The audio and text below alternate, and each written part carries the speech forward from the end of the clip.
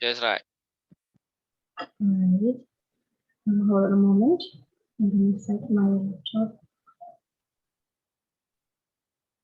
Okay.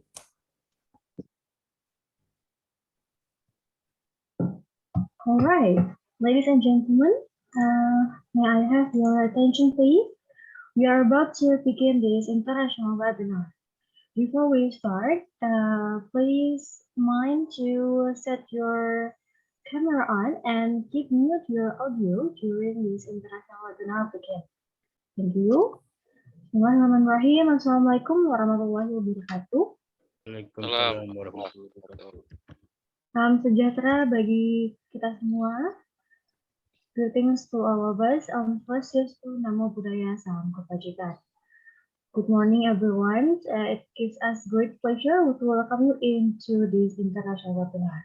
Let me introduce myself. My name is Nabila Haza, and it is a wonderful and precious chance for me to be your moderator today in this international webinar on Saturday, 2nd of October 2021. It is our privilege to have you all with us today. First of all, I would like to welcome all the honorable speakers in this event. First, the Honorable Associate Prof. Teguh Syarega as founder and CEO of the Asian Lecturer Committee, and then the Honorable Asok of Prof. Dr. Anwar Shah bin Bali Mohammed, from Political Economic Analysis UPM Malaysia, and Honorable Mrs. Maya Safia Dewi, SA, AKM, CA, lecturer for accounting from SLB University Jakarta, and then the Honorable Mr. Haryanur Sirat MCom, the chairman of SUN or Serikat UMKM Nusantara from Bekasi, Indonesia. And then all the honorable also lecturers and all the participants. Good morning, everyone. Thank you very much for joining us today. So, ladies and gentlemen, before we begin this special event, let's send our gratitude to Allah SWT for this valuable opportunity. Because of His bless and mercy, we can come together today without any obstacle, with a healthy condition at all in this special event. Praise and salutation may be upon our beloved Prophet Muhammad SAW, the best figure and his companion.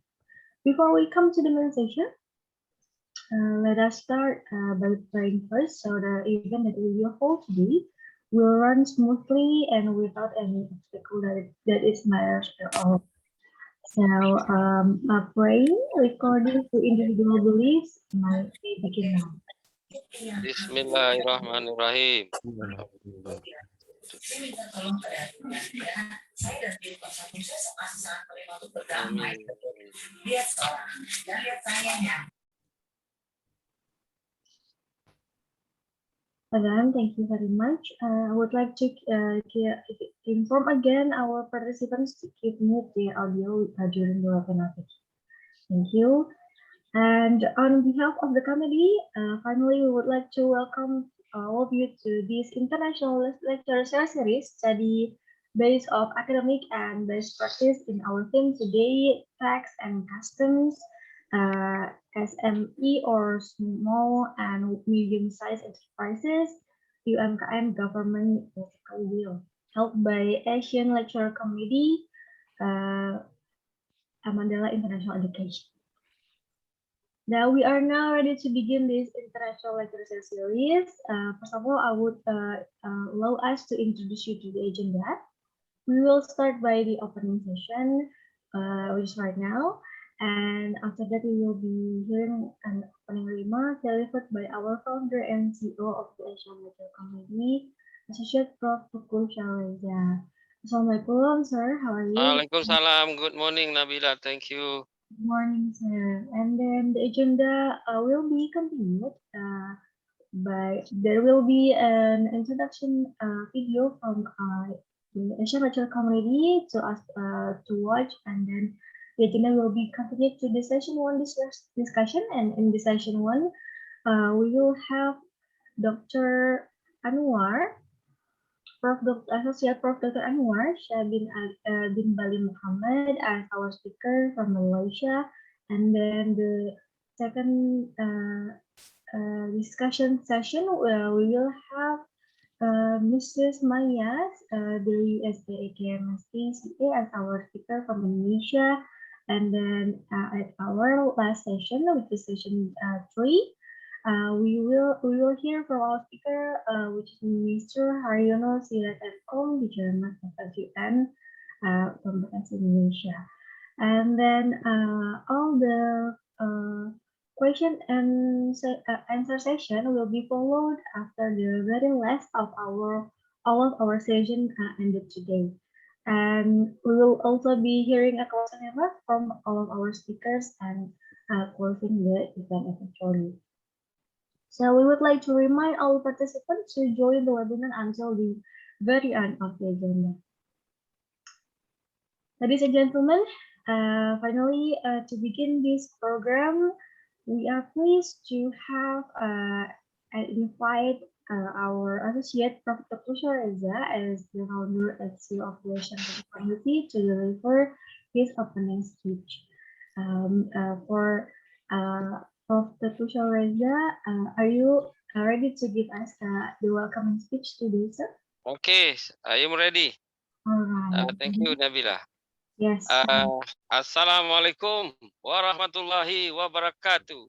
Assalamualaikum. Good morning, selamat pagi. Supaya saya tak kalah handsome dengan Profesor Anwar, saya guna kacamata kejap ya. Ini permintaan sponsor, tapi tak ada brand pun. Okey. Supaya Pak Haryono tidak handsome sendiri di sana. Okey. Yang pertama, saya ingin mengucapkan berjuta terima kasih. Thank you very much for the famous speakers today, Associate Professor Anwar Bali Muhammad.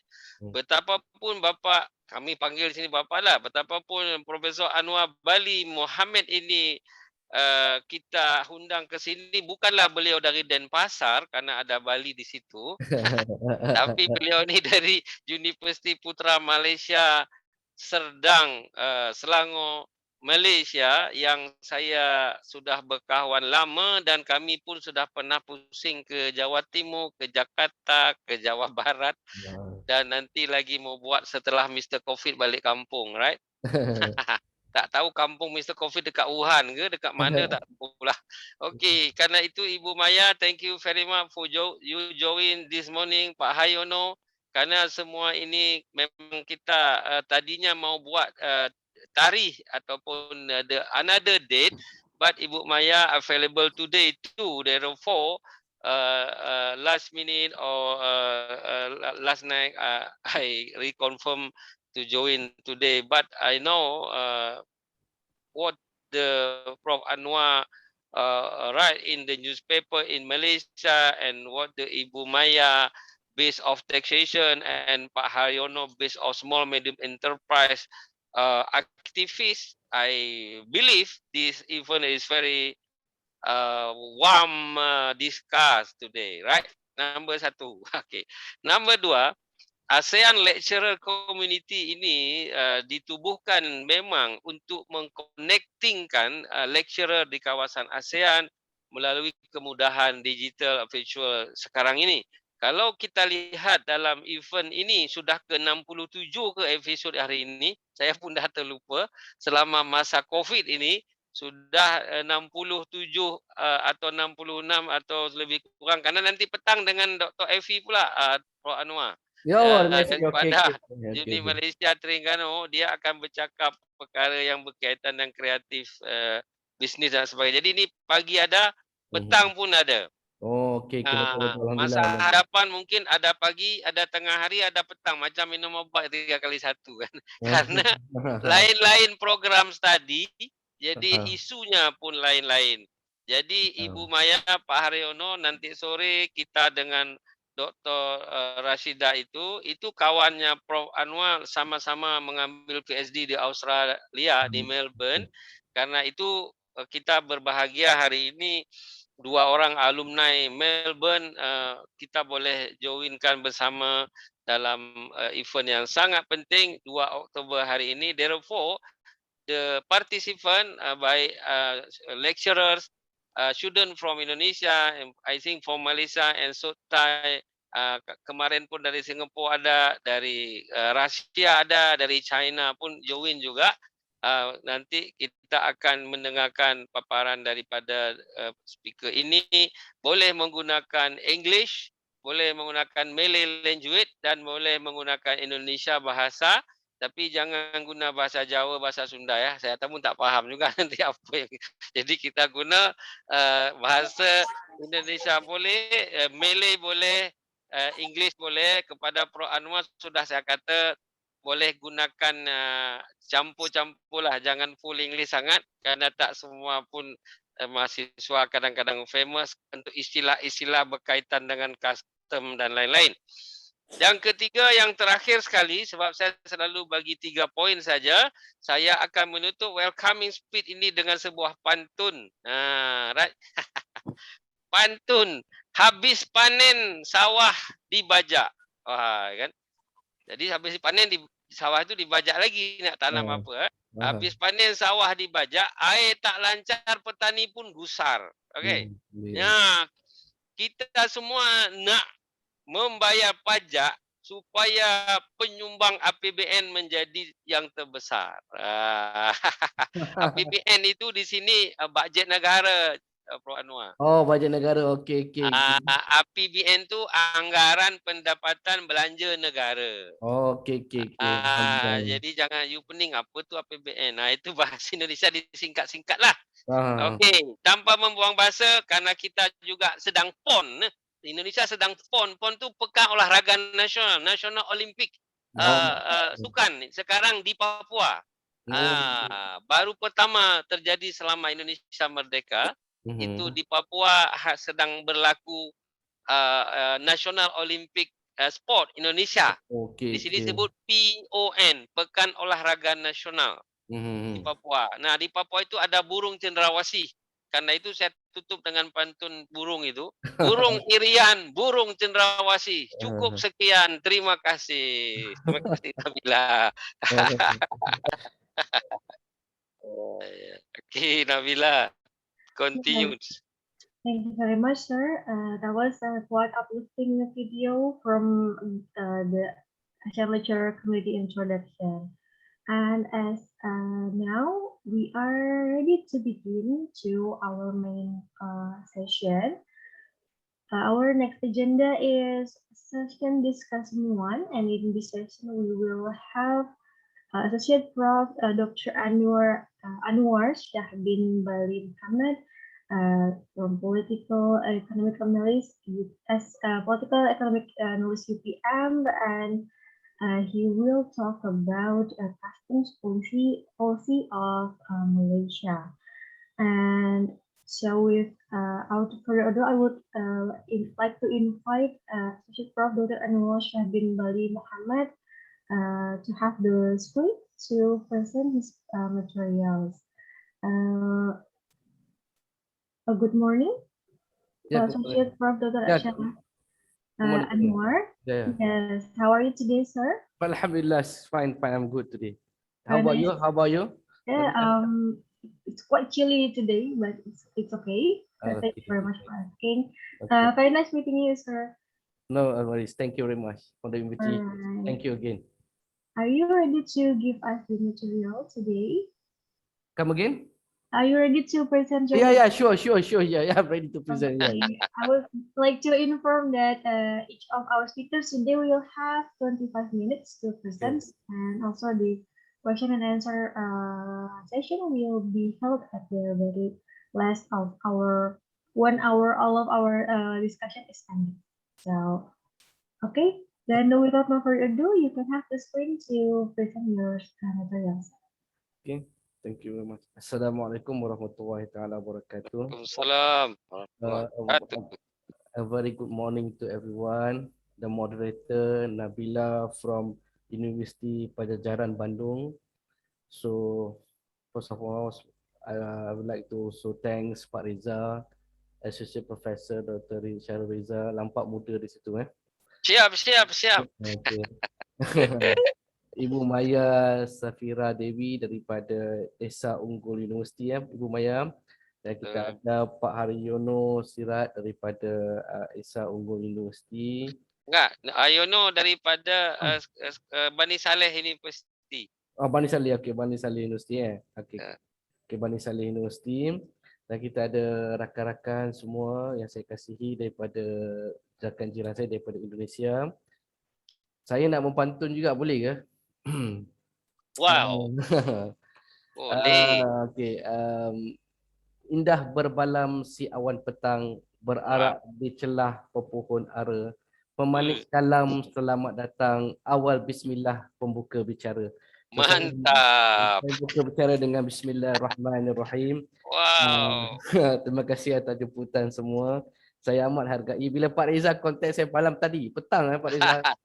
Saya kalau Pak Reza suruh datang, saya mesti cuba datang. Cuma tinggal lagi saya ada limitasi. I have a limitation for the slides because I just received it yesterday. I have I'm unable to produce a slide, but we're going to have a sharing session. I'm going to explain to you what I think and basically what it may be suitable or not in Indonesia. I'm not sure. We're going to have a sharing session there. So I'm going to use both languages, Malay and English as well. So then you can have some discussion. Okay, pertamanya saya based on saya ada written dalam surat khabar lah. Actually saya biasa tulis dalam surat khabar di Malaysia dan selalu bagi pandangan di televisyen lah. Dan baru ni saya punya apa yang saya bagi pandangan tu ada sebahagian yang diambil oleh kerajaan lah.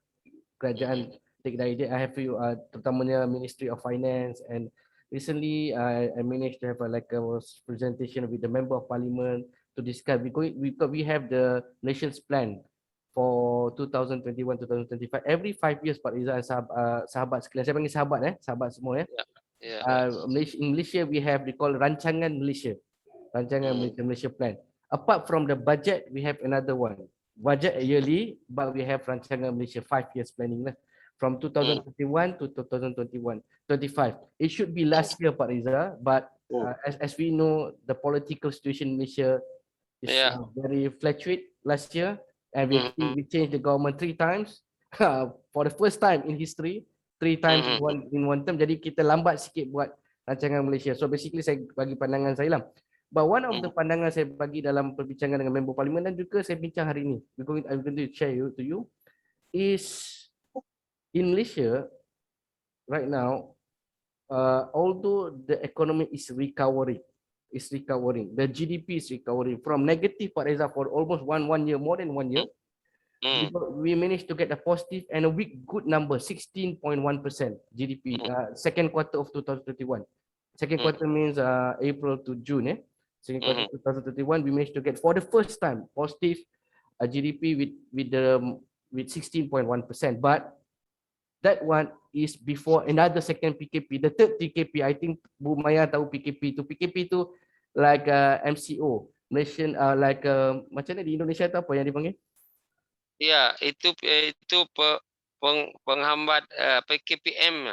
PKP. Okay, saya guna PKPM lah PKPM Okay, because the second PKP, the third PKPM in Malaysia have betul Pak Rizal? PKPM. PKMM di sini maksudnya had laju orang ke macam mana? Betul. Like movement restriction tu. Ya, PKMM di sini. PKMM, okay. So we have the third PKMM from June, 1st June until now, but gradually improve lah. But which means that the third quarter GDP of Malaysia is not as good. There is a possibility it's not as good as the second quarter, because second quarter which is good because masa tu tak ada PKMM. So things become better. But that's number one. The economy is improving in Malaysia, number one. Number two, it because of the high vaccination in Malaysia become very high. At the moment when I speak today, we already reach more than 80% of the adult population has been vaccinated, more than 80%. But because we have small number of populations compared to Indonesia, so we managed to get faster. We cannot compare with Indonesia because you have more than 250, 260 million population. So here we only have 32 million population, and more than 80%. It's going to be 90 very soon. adult vaccinated, and next week we're going to have like a children. Anak saya pun akan vaccinated minggu depan. Jadi which mean that we're going to have like a very high vaccination, and that is also correlated with the improvement of economics. Okay. Improvement of economics, the GDP is going to improve, and this is what happened in Britain, in United States, and China. When they have high vaccination, they have better economy in terms of GDP. Okay, GDP growth. Okay, that's number one. However, the income of Malaysia is decreasing. The income as compared to 2019. I give you one example. In the context of tax, our tax decreasing from more than 140 billion Malaysian ringgit in 2019, where we have GST at that time. Before that, 2018, we have GST, but 2019, the income is actually more than 140 billion. But in 2020, the income reduced to 123 billion ringgit. 123 billion ringgit from more than 140 billion ringgit, which is the income of tax decreasing.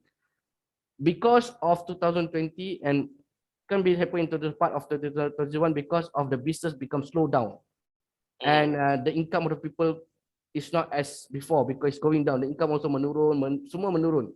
Many of them. But some of the businesses get a lot of money from this, a lot of income from this COVID-19, but sebagiannya didapat banyak rakyat yang tersusah. Yang terbaru, we have 580,000 people, Malaysian people, 580,000 Malaysian people from M40 salary, gaji isi rumahnya. M40 ini maksudnya medium 40, yang pertengahan, gaji pertengahan jatuh ke gaji bawah. So bottom 40. So 580,000 lebih kurang 20% jatuh ke B40. So ada ramai orang susah di situlah. Income menurun. So what going to happen is that kita macam ni, basic teori konsep dia income and expenditure, perbelanjaan dan juga pendapatan. Perbelanjaan dan pendapatan. What is happen is right now in Malaysia is kita ada kekurangan pendapatan because of economy COVID-19, pendapatan kurang. Tapi kita belanja lebih. The government is heavily giving money. Kalau Pak Reza tengok tahun ini saja kerajaan bagi bantuan pada rakyat terlalu banyak.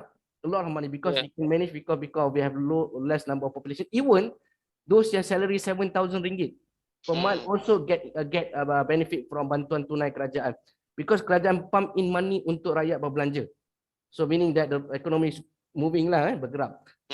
Cuma kita ada GDP kita tahun ini, walaupun saya kata second quarter 60.1% increase, but overall GDP we targeting 6.6 to 7.5%, kita tak boleh capai. We can only manage to capai 3 to 4%. What going to happen is we need to increase, number one. This is the rule number one lah. Is we need to increase the statutory debts with GDP. Number one. Sebab bila kita belanja lebih, kita punya pendapatan berkurangan, there is high tendency kita punya debt akan naik sikit. So previously our debt is kita punya debt 50 debts di Malaysia 58.7%. Kita punya debt sekarang 58.7%, but maximum that we can go before is 60%. So we are near to maximum 60% of the debts, 58.7. That is the reason the cabinet last few weeks ago agreed to increase the debts from 60% to 65%. Okay.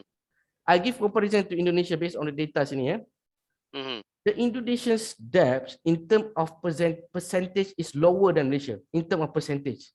Kalau saya dapat data ni, mungkin Bu Maya dan Pak Haryono boleh betulkan kalau saya silap. Lebih kurang is about 38.5% in 2020. 38.5%.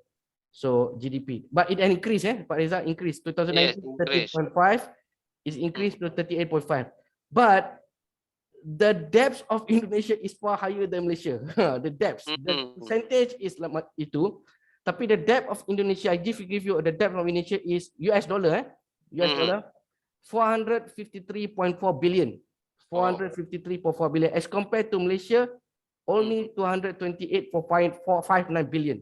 It's almost half the Indonesian debt. Yes, it's exactly half. Yep. So in terms of percentage the GDP, Indonesia lower than Malaysia. We have now reached for 58%. Indonesia just 38.5, which is very good on percentage wise. But in terms of the volume, it's very big actually. In terms of volume, very big. Okay. Number one, what the government have to do in Malaysia is to increase the percentage to more than 5%. So from 60 to 65%. That's what government have to do. This 5% debts we have to increase because we need to put money into the economy so the economy can move for temporary measure. But we are going better in future, inshallah, because of the vaccination, because the GDPs become better. But right now we have to put more on money because the history said, sejarah memberitahu kita, Pak Reza, mereka yang membelanja lebih semasa krisis, those country yang membelanja lebih, dia lebih cepat keluar daripada krisis. They are going faster because they put money on during crisis. They are moving the money very fast. So that is the government want to do. They increase the debt. But to increase the debt, dia ini jangka masa pendek je, macam kita berhutang, temporary measure hutang ni cemetery. At one time kita kena dapat income, betul? Income. So saya bagi dua kemungkinan income yang kerajaan boleh buat. Tiga, sorry. Yang pertama adalah investment. Okay? Investment, okay, investment negara Malaysia ada become better, Pak Reza, sekarang. Looks better because our investment is right now, let me share with you.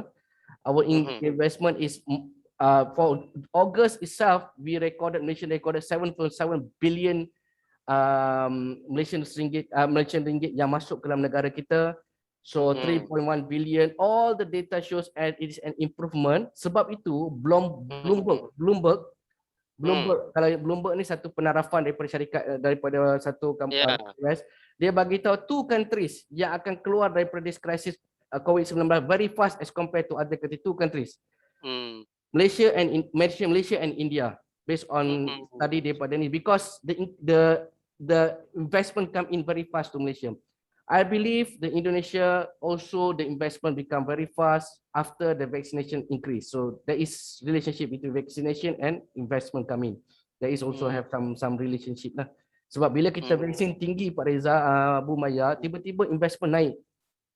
But this is actually correlated with negara-negara lain juga, macam Britain, US dan sebagainya. Okay. Number two is the tax issue. Baru saya masuk isu tax ni. Tax ini sebenarnya saya ada bagi cadangan kepada kerajaan melalui penulisan saya. Saya ada present juga kepada Member of Parliament. We have to increase the income tax. Apa nama tax untuk gaji pekerja. Tapi siapa yang kita nak increase tax ni? Kita tak boleh increase tax pekerja ni tu semua orang. So my proposal is to increase tax to goods yang salary 1 million above. 1 juta ringgit ya, dan ke atas setahun. Lebih kurang satu bulan pendapatan lebih kurang dalam 100,000 ringgit Malaysia sebulan, which in around approximately about 20 to 25,000 US dollar per month. So this salary yang kita nak increasekan tax. Kalau 100,000 sebulan Malaysia, berapa Pak Reza kalau di Indonesia? Kalau 100,000 RM30 lah lebih kurangnya, atau 28. Bukan 100,000 Malaysia. Oh, 100,000 Malaysia di sini bermakna 300 juta lah. 300 juta Okey. 350 juta. So siapa yang income 350 juta ke atas dikenakan tax. Sekarang ni kerajaan kenakan tax pada, okey, saya bagi satu contoh Sekarang ni siapa yang income mereka di Malaysia yearly, setahun 1 juta ringgit Malaysia ke 2 juta ringgit Malaysia. 1 juta ringgit Malaysia bermakna 350 3 miliar 500,000, 3,5 miliar. 3,5 miliar sampai ke 7 miliar. Sekarang dia punya tax 28%, 28%. Kita nak increase ke 30%. 2% increase. Siapa yang lebih 7 bilion, kita nak increase sekarang ni 30%, nak increase 2%, 32%. So basically we have to increase the salary of these people. Dia macam konsep zakat jugalah sebenarnya. Kita ambil kepada orang kaya, bagi pada orang Orang susah, sama je konsep dia. Cuma ini kena buat. Yang kedua, we going to increase the tax of corporate tax. Corporate tax. Sebab apa kita kena increase corporate tax, Pak Rizal, kawan-kawan semua? Sebab this is based on the input from the industry. They inform me, doctor, although there are so many industry lost money, right? Tapi there are also quite significant of industry get a lot of money. Banyak juga syarikat-syarikat dapat keuntungan, contohnya syarikat teknologi, syarikat internet, sebab kerajaan kena bayar banyak pada telco, internet company semua ni. And then syarikat sarung getah, kan kita Malaysia terkenal dengan sarung kan, saya rasa dia ada ekspor di Indonesia juga kan? Ya, betul. So very famous syarikat apa nama getah, sarung getah apa semua ni lah. So basically they make triple, terlalu bertinggi dia make income sebab semua negara depa ekspor sekarang ni. The glove company, glove namanya, glove company. Ya, They make ton of money. So this is where kerajaan kena increasekan corporate tax pada syarikat-syarikat yang memperoleh keuntungan luar biasa semasa krisis. During the crisis, they make unusual income or extraordinary income. During crisis, we have to increase to 1 to 2%. If we increase 1%, we're going to get 2 billion 1 year, Malaysian ringgit. If you increase 1%, you're going to have 2 billion one year because of they get more money. They get more money, we have to tax them. In order to get this money back, give to the poor people. Sama konsep zakat dia sebenarnya. Idea dia. Okay. That is number 2. Number 1, increase the cukai untuk gaji yang mana yang terlalu tinggi. Second one is increase the corporate tax. Number 3, which is very important. We do not tax those who hold the share market. Kita tak tax dia. Contohnya dia beli pasaran saham. Kita tak tax dia sekarang ni Pak Rizal, sahabat sekalian. Kita tak tax dia. Contohnya kita tak tax. Contohnya kita ada pasaran saham kita conservative calculation in Bursa Saham Kuala Lumpur. About 350 billion Malaysian ringgit 1 year dia punya transaction. So kalau katakan nilai dia keseluruhan is about 1.6 trillion. So kita tak gunakan cek kepada pegangan saham dan keuntungan syarikat saham, langsung tak kena tax. Walhal mereka dapat keuntungan luar biasa. Tiba-tiba kita nak tax kepada orang-orang yang barang-barang lain yang kecil ni. Orang yang pendapatan luar biasa tak kena tax. Sebab itu kita kena bagi tax kepada mereka yang ada pegangan saham di dalam BSKL tu. So that based on calculation yang dibuat, we can use that idea of 2.5% zakat tu, konsep zakat kan, 2.5% dikenakan kepada semua pemegang saham, yang mana kita ada sekarang tadi kita kira sekitar 1.5 trilion ringgit value dia. The government will get about 37.5 billion ringgit. So this 37.5 billion ringgit plus tadi yang cukai corporate about 2 billion dan plus cukai individu, that's where we can get income. That's number 2. Number 1 tadi increase statutory hutang. Number 2 ni, this one is tax tu kita guna individu, income luar biasa, corporate yang dapat pendapatan luar biasa, dan nombor 3 pegangan saham BSKL. So kita nak tax orang-orang, kita kena tax orang kaya, jangan takut. Kena tax orang yang kaya luar biasa. Kenapa kita nak takut mereka? Karena bila kita sebut tax dia Pak Rizal kat Malaysia, saya rasa Indonesia pun sama. Semua orang marah, betul tak?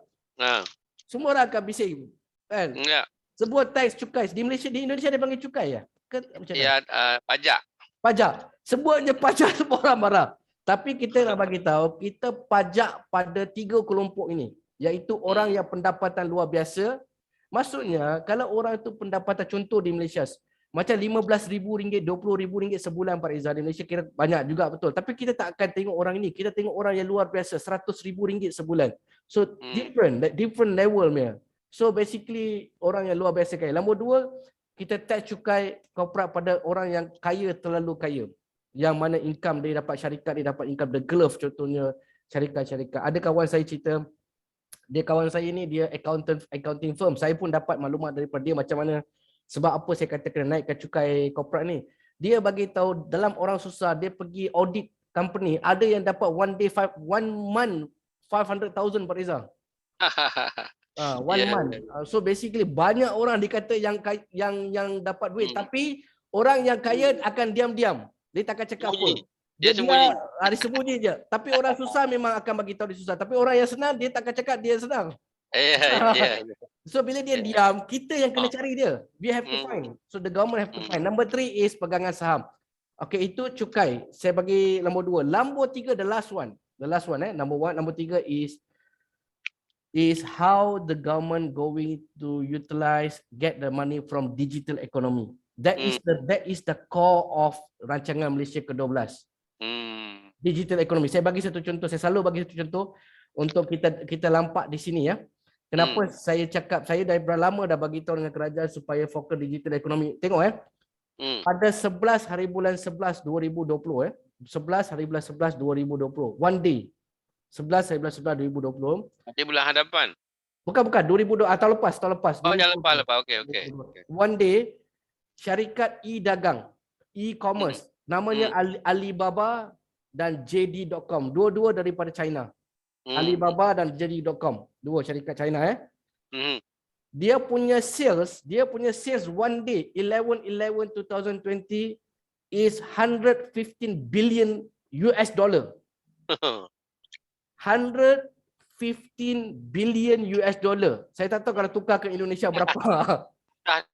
Kosongnya terlalu banyak, panjang. Terlalu panjang. Kalau di Malaysia, kalau saya bagi di Malaysia 400 billion, 474 billion. Saya bagi tahu dengan rakan-rakan 474 billion Alibaba dan JD.com dapat satu hari 24 hours 11/11/2020. Sama nilai ni apa tau? Kalau di Malaysia ni. Bajet negara. Lagi tinggi daripada bajet negara. Bajet negara Malaysia 2021 is 322 billion. Dia 474 billion. Lagi tinggi bajet negara Malaysia ini daripada Perlis sampai Sabah 32 juta rakyat Malaysia 365 days. 365 hari. Alibaba boleh dapat lagi tinggi dari itu within one day. Wow. Bayangkan Zoom yang kita pakai Zoom hari ni. Hari ni kita pakai Zoom kan. 2020 Zoom dapat 1 billion, lebih 1 billion profit, Pak Rizal. Yes. Zoom yang kita pakai hari ni 1 billion profit. Jadi syarikat teknologi ni, syarikat teknologi Pak Rizal, they make ton of money. This is where the government have to put tax in these people. Betul. Have to go tax with these people. Saya tak tahu di Indonesia apa syarikat e-dagang. Di Malaysia kita ada Lazada, Shopee dan sebagainya.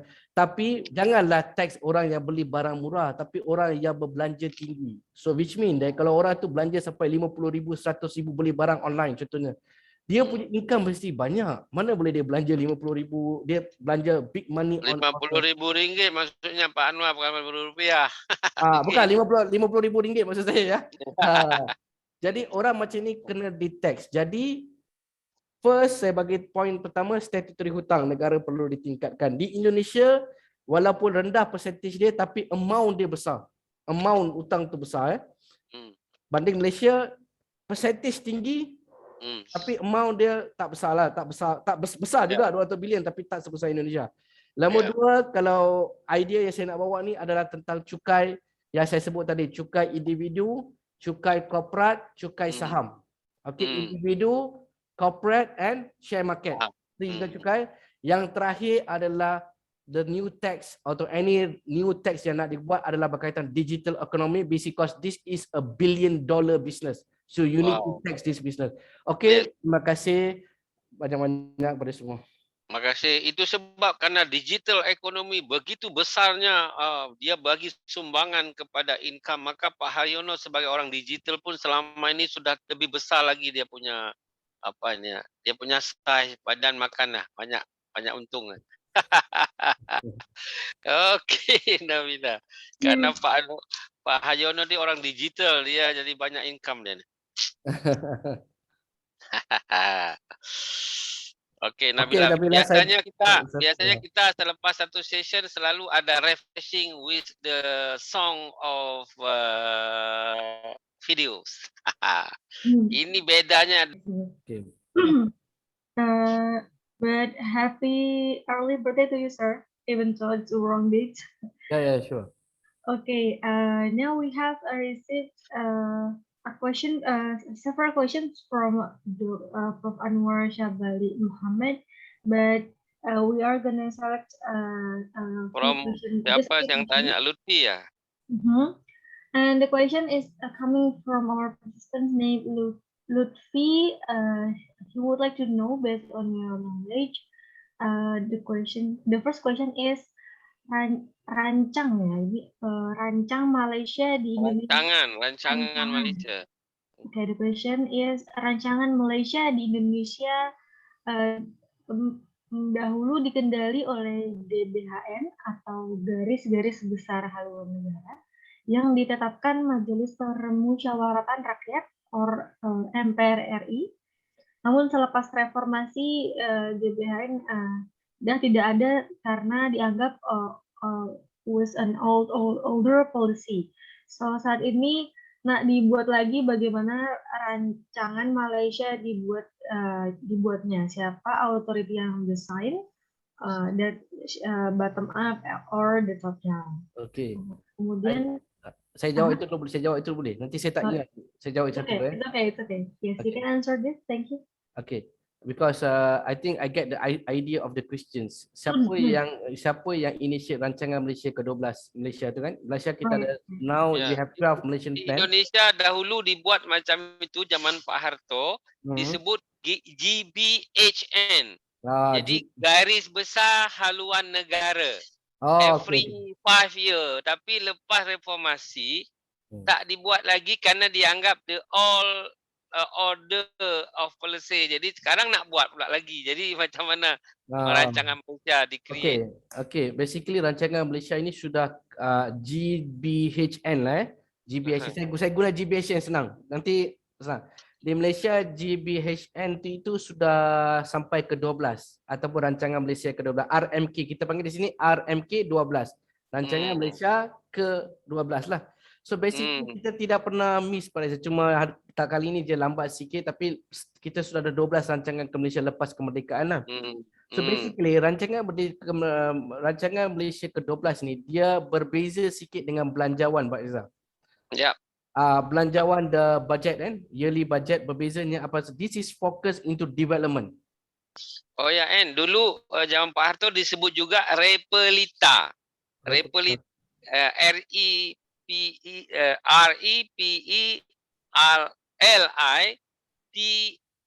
Jadi Repelita ni rancangan pembangunan 5 tahun. Itulah. Itu dia lah. Actually rancangan Malaysia ini RMK lah kita panggil ataupun Repelita ni. Repelita ni adalah rancangan Malaysia ni sudah 12 kali Pak Rizal 5 tahun ini dia sebenarnya ada rancangan pembangunan long term. It is a long term development dan it is a generic. Dibuat 5 tahun kemudian. 5 tahun is a generic and every year the budget going to support the Malaysian budget going to support yearly. So what will happen is this rancangan Malaysia ke-12 is under a very special unit. In Malaysia we call it as EPU, Unit Perancangan Ekonomi or Economy Planning Unit, EPU. So EPU ni di bawah terus Jabatan Perdana Menteri lah. Itulah Perdana Menteri baru nak letak Pak Anwar kat situ esok. Tak ada. The Economic Planning Unit is the one that introduce this rancangan Malaysia ataupun Repelita ni lah, rancangan Malaysia di Malaysia ada saya is different as compared to budget. Budget is under Ministry of Finance. MOF, Ministry of Finance, but this one is not under Ministry of Finance. It is under a special unit called Economic Planning Unit to control the development for 5 years. Under this development, there are few things which is very important for the next 5 years for Malaysia. I just give you some idea. Number one is digital economy, as I said just today, is very, very strong in Malaysia's economic growth. That is the reason kerajaan nak expand infrastructure on Wi-Fi semua.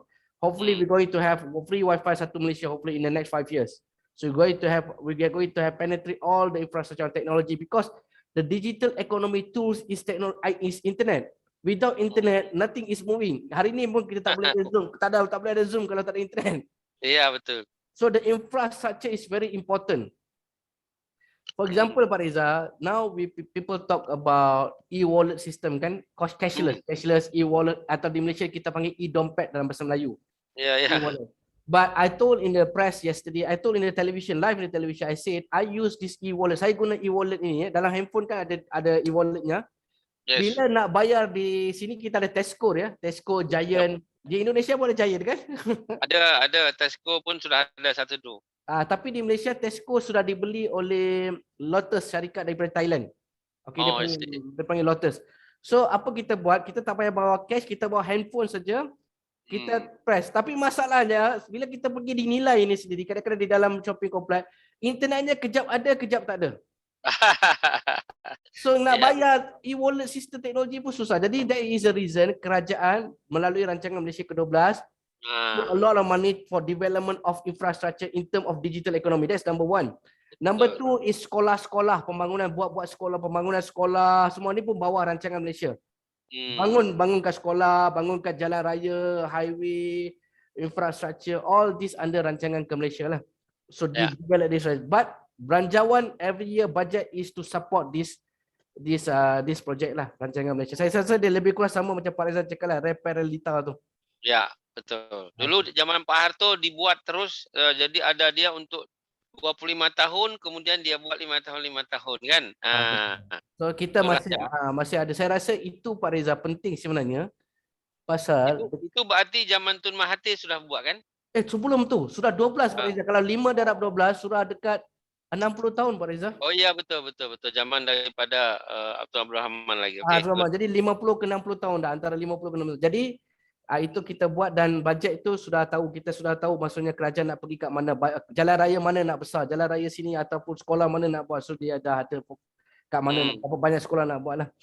Okay. That's question number 1. Nabila? The last question, Nabila. Alright, the last question is export Malaysia tertekan selama COVID dan konsumsi dalam negeri juga menurun. Bagaimana boleh Malaysia awal ekonomi recovery? Apakah ada policy government yang spesifik about that? Dia tanya bagaimana Malaysia boleh recovery awal sementara ekspornya kena pressure dan dalam negara pun consumption of citizen pun menurun. Apa yang boleh diterangkan? Okay, macam ni Pak Reza. Actually, for 2020 everything is not good. But the policy that we make is to increase vaccination, meningkatkan vaksinasi, naikkan vaksinasi. Bila naik vaksinasi kita sudah sampai tahap sekarang lebih 80-90% Pak Reza kan? Untuk orang dewasa. Suddenly ekonomi tu slowly recovery. Macam saya cakap tadi lah, ekspor Malaysia pun dah meningkat agak signifikan. It's growing because of the vaccinations going high and the export also going high. So kita punya FDI pun going better. But kenapa saya kata masyarakat masih lagi ramai susah? Sebab recovery of ekonomi Malaysia dan recovery ekonomi rakyat dua benda berbeza Pak Reza. Yes. People economy and country economy. Country economy dia recovery dia okay sudah nampak. Tapi dia nak bawa ke people economy ni Pak Reza, it takes some time. Apa dia nak kena buat Pak Reza? Peluang pekerjaan. That is the government focus for rancangan Malaysia ke-12 iaitu RMK12. Because macam ni Pak Reza, saya bagi satu contoh last ya. Why development is very important, the funding, duit untuk pembangunan. Di Indonesia disebut pembangunan kan? Sama ya? Yeah. Kenapa bajet atau duit untuk pembangunan ni penting? Sebab itu saya bagi tahu kerajaan bahawa the next belanjawan, the next budget and even rancangan Malaysia buat, rancangan Malaysia ke-12, the government put 400 billion. Rancangan Malaysia ke-11, government only put around 250 something billion saja. Increase of Bajet untuk pembangunan. Sebab apa penting Pak Riza? Daripada bajet pembangunan inilah maka orang ada kerja. Nanti multiplier effect berlaku. yes, multiplier effect. Sebab bila orang ada kerja, contohnya kita buka highway baru dan sebagainya, tapi projek rakyat, sekolah dan sebagainya, jadi orang ada kerja. Yep. Orang ada kerja, projek pembangunan ini akan menyebabkan orang ada kerja. Consumption naik. Yes, consumption naik. Sebab itu kerajaan pump in money kepada development in order for people to get a job, and macam saya cakap tadi, bila people ada kerja, ekonomi dia mula recovery kepada ekonomi rakyat. Sekarang ni ekonomi negara is recovery, but ekonomi rakyat belum 100% because of some time. Ya, betul. Okey, bagus. Thank you. Sangat jelas saya kira untuk student semua. Ini yang menjelaskan Deputy Menteri Ekonomi Malaysia masa hadapan. Terima kasih Pak atas jemputan saya mengundur diri ya. Ya, Ibu Maya, itu kapan masa kita jemput ke Sampul, Bu? Saya ada satu pantun Pak Riza. Saya undur, saya ada satu pantun, tapi pantun ni Pak Riza dengar, orang lain tak dengar lagi. Okey. Sekarang ni tengah nak hujan dinilai ni. Sini nak hujan. Jadi saya bagi pantun hujan lah. Hujan turun, badan pun basah. Wow. Jadi patah galah haruan perahu. Niat di hati tak mau berpisah. Kehendak Allah siapa yang tahu. Terima kasih. Jumpa lagi ya. Assalamualaikum. Okey, Waalaikumsalam. Bu, ada pantun sintuk, Bu. Balas, Bu. Saya tidak punya, Pak. Ya. Bila saya kontak Prof Anwar ya. Boleh. Nanti saya beri nomornya pada Ibu supaya boleh terus. Siap. Soalnya kita banyak aktivitas bidang pajak, Pak. Boleh kontes nanti Pak Reza boleh bagi, insya-Allah saya akan bantu, insya-Allah. Siap. Baik. Terima kasih Pak Reza ya. Terima kasih for your time. Pak Hayono nanti ada bertanya Ibu Maya yang jawab soal pajak di Malaysia. Indonesia. Insya-Allah Pak Hayono boleh. Terima kasih semua. Hey, thank you very much, bro. Assalamualaikum. Baik, terima kasih. Salam. Jumpa lagi. Nabila, continue to the second speaker, Ibu Maya. Thank you. Our next agenda is session 2 discussion, and in this session we have Mrs. Maya Safira Dewi, SAAKMSECA, from SLM University, lecturer of accounting, Jakarta, Indonesia, as our speaker, and she will talk about in our theme today. She will talk about tax policy in Indonesia. Okay. So, Mrs. Maya Safira Dewi, Assalamualaikum. Yeah. Thank you, Nabila. Can I share my presentation? Yes, Mr. Indah, you can to Ibu akan saya sendiri apa dibantu oleh? Saya sendiri saja, Pak. Okay, you can give to Ibu, sudah jelas ini di layar sudah sangat jelas. Ibu boleh guna bahasa Inggris, bahasa Indonesia, bahasa Melayu sebagai orang Sintok. Mangga. Okey. Itu sudah jelas sekali layarnya. Indonesia Taxation, Indonesia Fiscal Policy and Economic Recovery. Right. Okay. Thank you, Prof. Reza, who invited me to this webinar. It is very surprised because I get the WhatsApp when I'm in quarantine from Malaysia. So I for reschedule this webinar because it's not good in Wisma Atlet. Quarantine in Wisma Atlet. Good internet, not good internet. So, I will discuss a little bit about the Indonesian taxation. It is about the condition of Indonesia taxation in this situation in COVID area. Especially, I will discuss about the how the tax for the SME. So the Indonesia cases until August, it is fluctuative, but it is decreased until end of August. So this is the data from 2021. So it is make the COVID, we can see that pandemic has a domino effect on social, economy, and financial aspect. Health, social, economy, and finance. Social, a lot of unemployment, economic is getting down, also about the finance. So if we compare with some country, yeah, we can see that Indonesia, it is little bit worried because there is decrease every quarter, ya, every quarter. Aktivitas ekonomi berkontraksi, ya, terus pengangguran naik tajam, harga komoditas turun tajam, volatilitas sektor keuangan juga mengalami penurunan, ya, seperti itu. Jadi ini merubah arah perekonomian. So we will see the first semester in 2021. Yeah, in first semester 21 it is better than in 2020. Yeah, it is better. So there is increase. Yeah, increase about 8%. Yeah, about 8%. But it is better than before. Before, especially for the taxes. Yeah, the tax. So this is the description, the detail of the tax. Yeah, income tax article. Yeah, it is. We can see, yeah, in the gold one is 2020, the blue one it is 2021. So if we see there is increase in the first semester, yeah, from the article 22 personal income and also the corporate income tax, yeah, and income tax article 26 final income, domestic VAT, import VAT, it is better in the first semester in 2021. Okay, also about the realization of the main sector, so an improvement in 2021.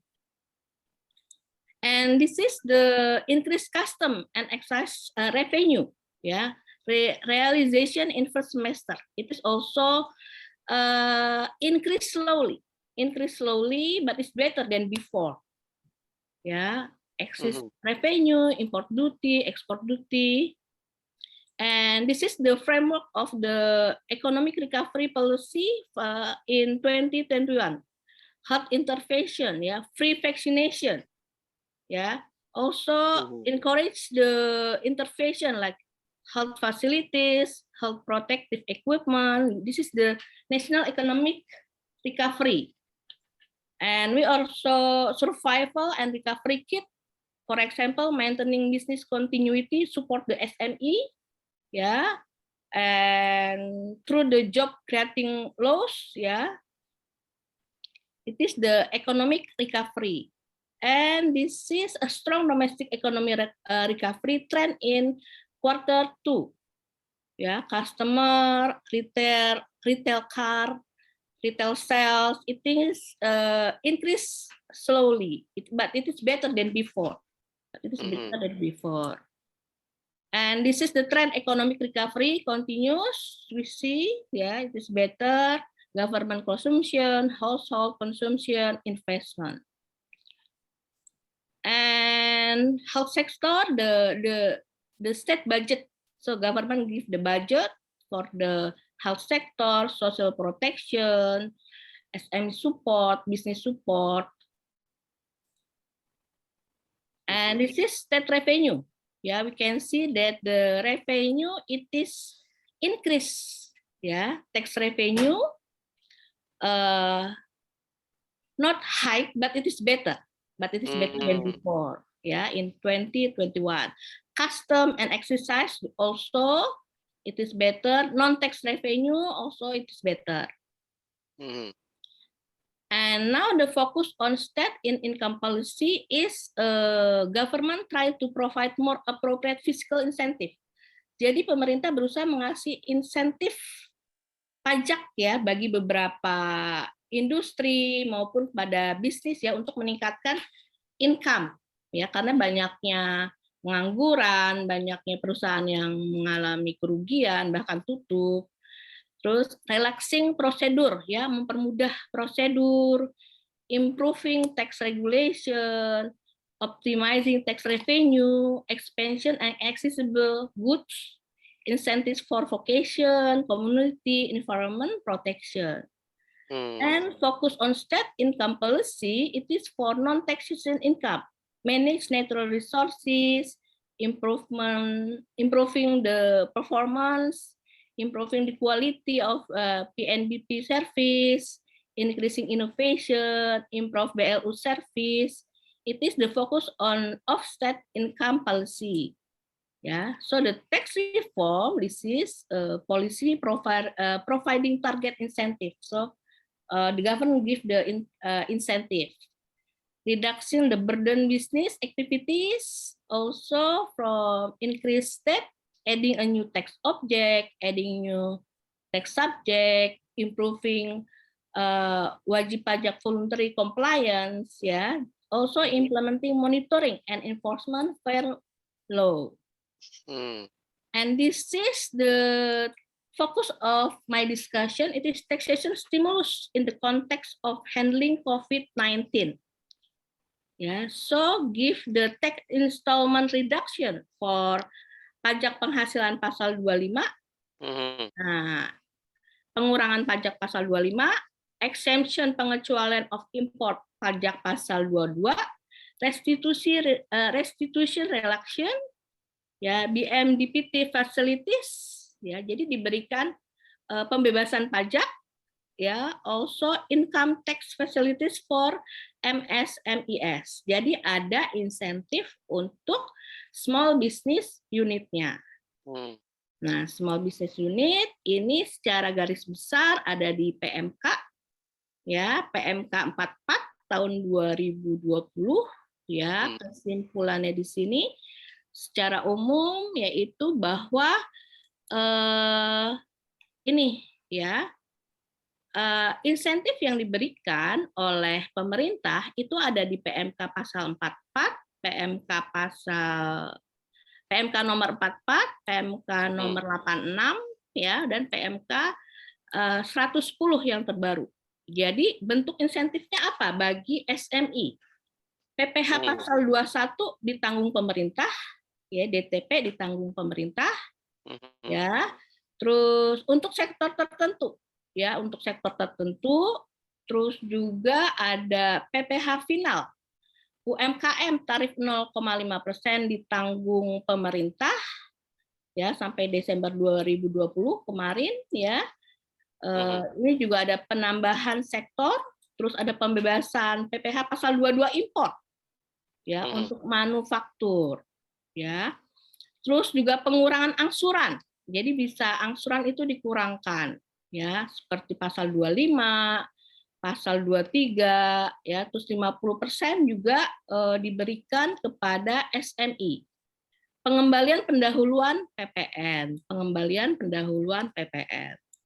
Tapi secara umum itu khusus untuk SMI, secara umum ini adalah perkembangan kebijakan dari reformasi perpajakan, ya, yang terbaru tadi tahun 2020 bahwa ada penurunan tarif. Perbedaannya dengan di sebelumnya kan 25%. Kalau di Malaysia 22%. Tadi sempat saya dengar Prof. Anwar itu tidak membahas apakah dia menurunkan pajak PPh badannya hingga lebih rendah. Karena kalau di Singapura itu 20%, ya, lebih rendah lagi. Nah, di Indonesia itu sekarang sudah sama dengan di Malaysia menjadi 22%. Nah, bagi pengusaha 3% itu kan sangat bagus, ya.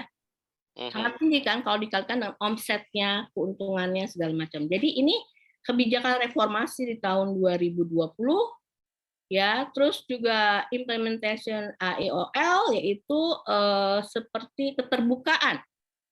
Ya, karena Indonesia termasuk salah satu negara di mana wajib pajaknya banyak pendapatan income dari pajak banyak dilarikan ke negara lain. Nah, penyebabnya apa? Karena tarif pajak di luar itu lebih rendah. Contohnya negara yang paling dekat Singapura. Kalau kita lihat Singapura, negaranya kecil tapi dia termasuk negara yang berpenghasilan tinggi. Dia sengaja, Bu, ya, biar lari ke sana semua, ya. Nah, makanya ketika ada reformasi pajak, ketika ada penurunan tarif. Nah, mereka ketar-ketir ya, seperti itu. Nah, jadi lebih rendah, bahkan berdasarkan penelitian yang saya lakukan, kebetulan ya saya lakukan tentang pajak internasional, itu yang pertama negara yang diminati di seluruh dunia oleh wajib pajak negara Indonesia adalah Singapura. Bukan Kedua Swiss lagi Kanada, ya. Swiss urutan lain karena Swiss itu dia keuntungannya karena dia sangat menjaga rahasia. Rahasia wajib pajaknya. Tarifnya sih sama aja. Malaysia juga banyak yang berinvestasi ke Malaysia juga, termasuk salah satu negara yang namanya tax haven atau negara yang diminati oleh orang Indonesia untuk berinvestasi di negara tersebut, Hong Kong dan lain sebagainya. Nah, jadi pemerintah menurunkan tarifnya hingga 22% untuk stimulus dunia usaha, ya, terus keterbukaan. Ya kan belum lama ini ada Panama Paper, ya, ada Panama Paper itu kan ya. Nah, itu kerahasiaan mulai diterbukakan, makanya ada perjanjian keterbukaan, ya, keterbukaan data nasabah-nasabahnya.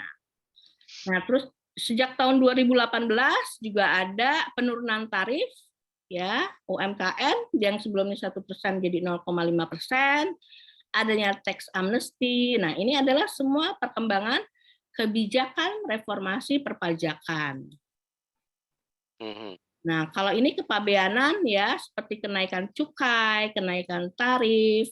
Nah, ini semua juga menjadi salah satu bentuk dari reformasi perpajakan. Tapi yang menjadi poin penting di sini adalah tadi saya sempat mendengar pembahasan dari Prof. Anwar bahwa Malaysia sedang bertahap untuk menjalankan digital economy tax.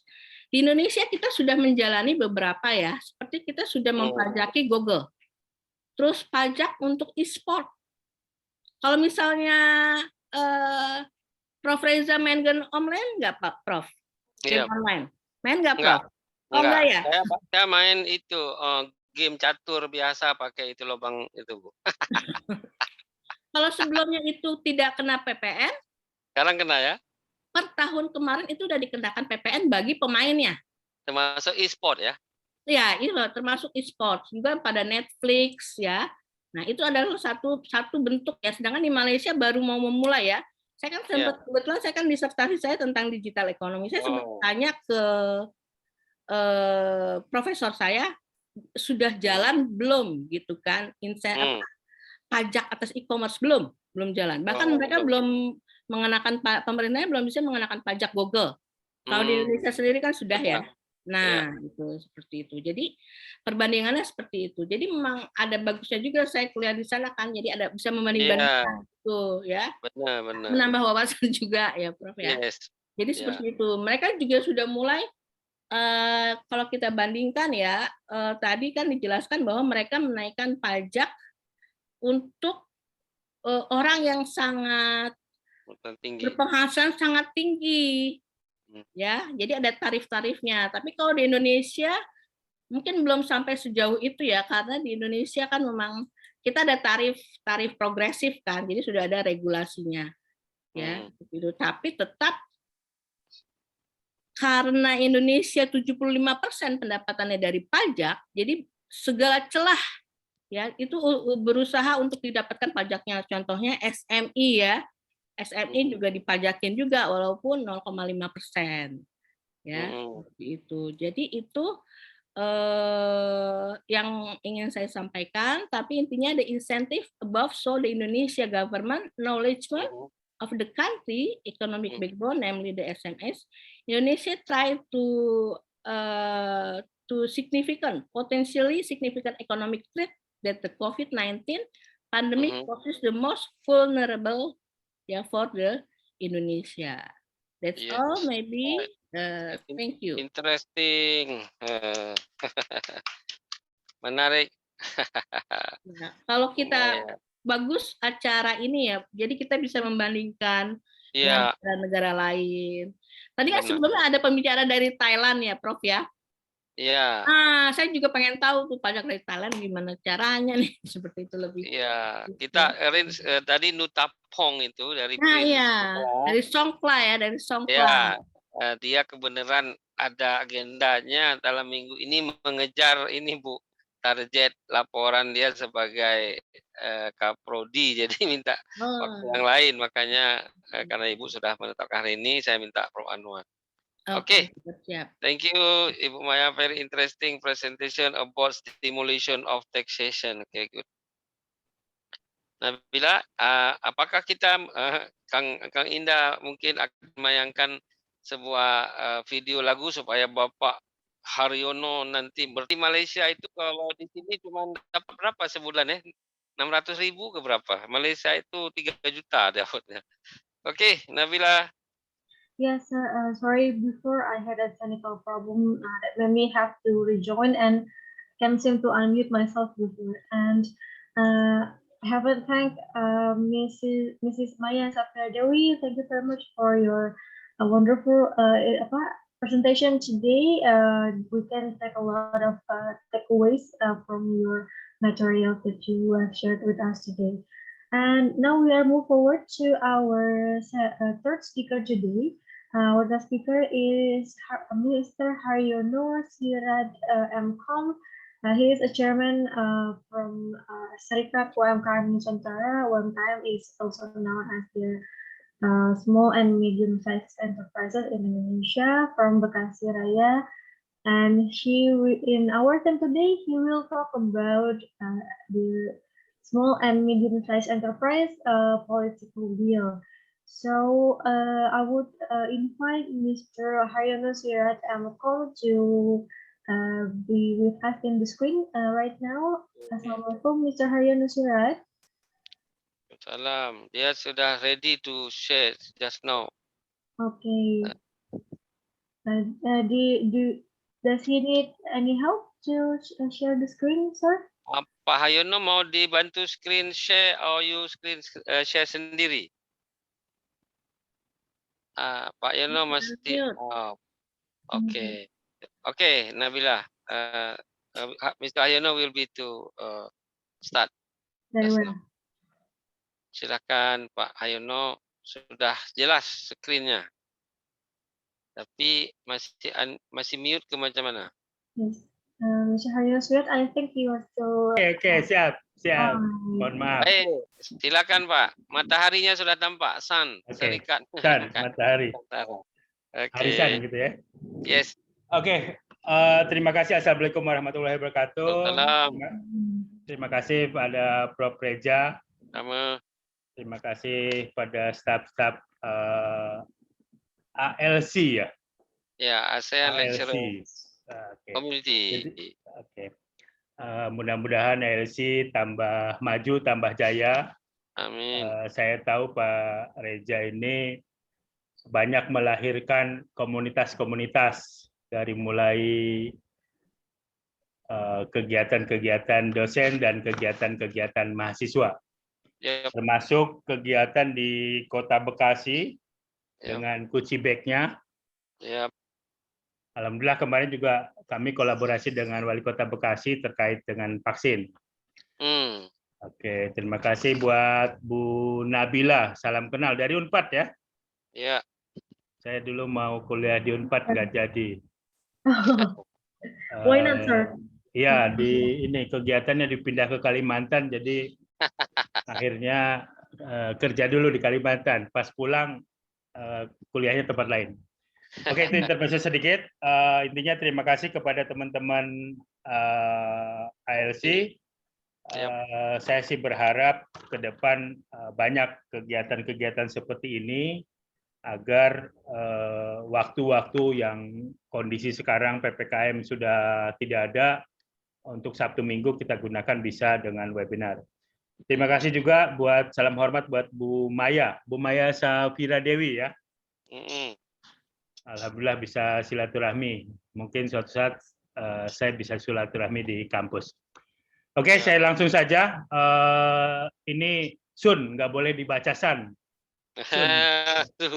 Serikat UMKM Nusantara. Nanti Kang Indah perlu menyiapkan lagu Bimbo itu Tante Sun. Itu boleh.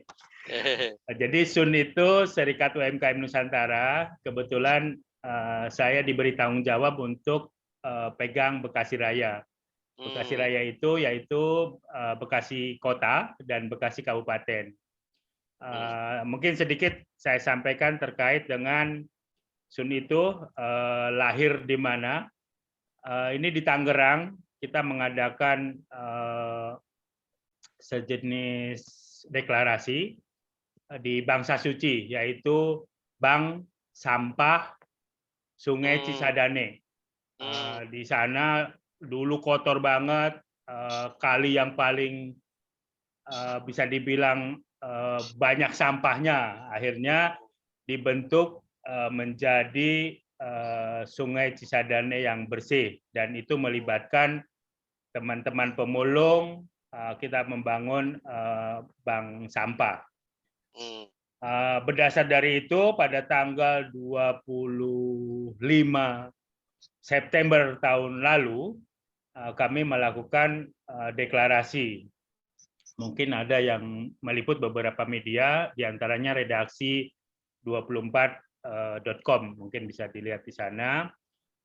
Kita pendirinya ada 11 orang, teman-teman dari Tangerang, dari Bekasi, dan dari Jakarta. Ini ada nama Haryono, nama panggungnya Hari Sirat.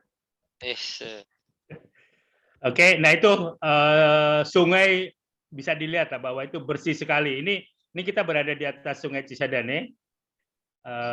Kita pakai apa sih pembatas gitu ya, bahan-bahan plastik yang ada isi udara.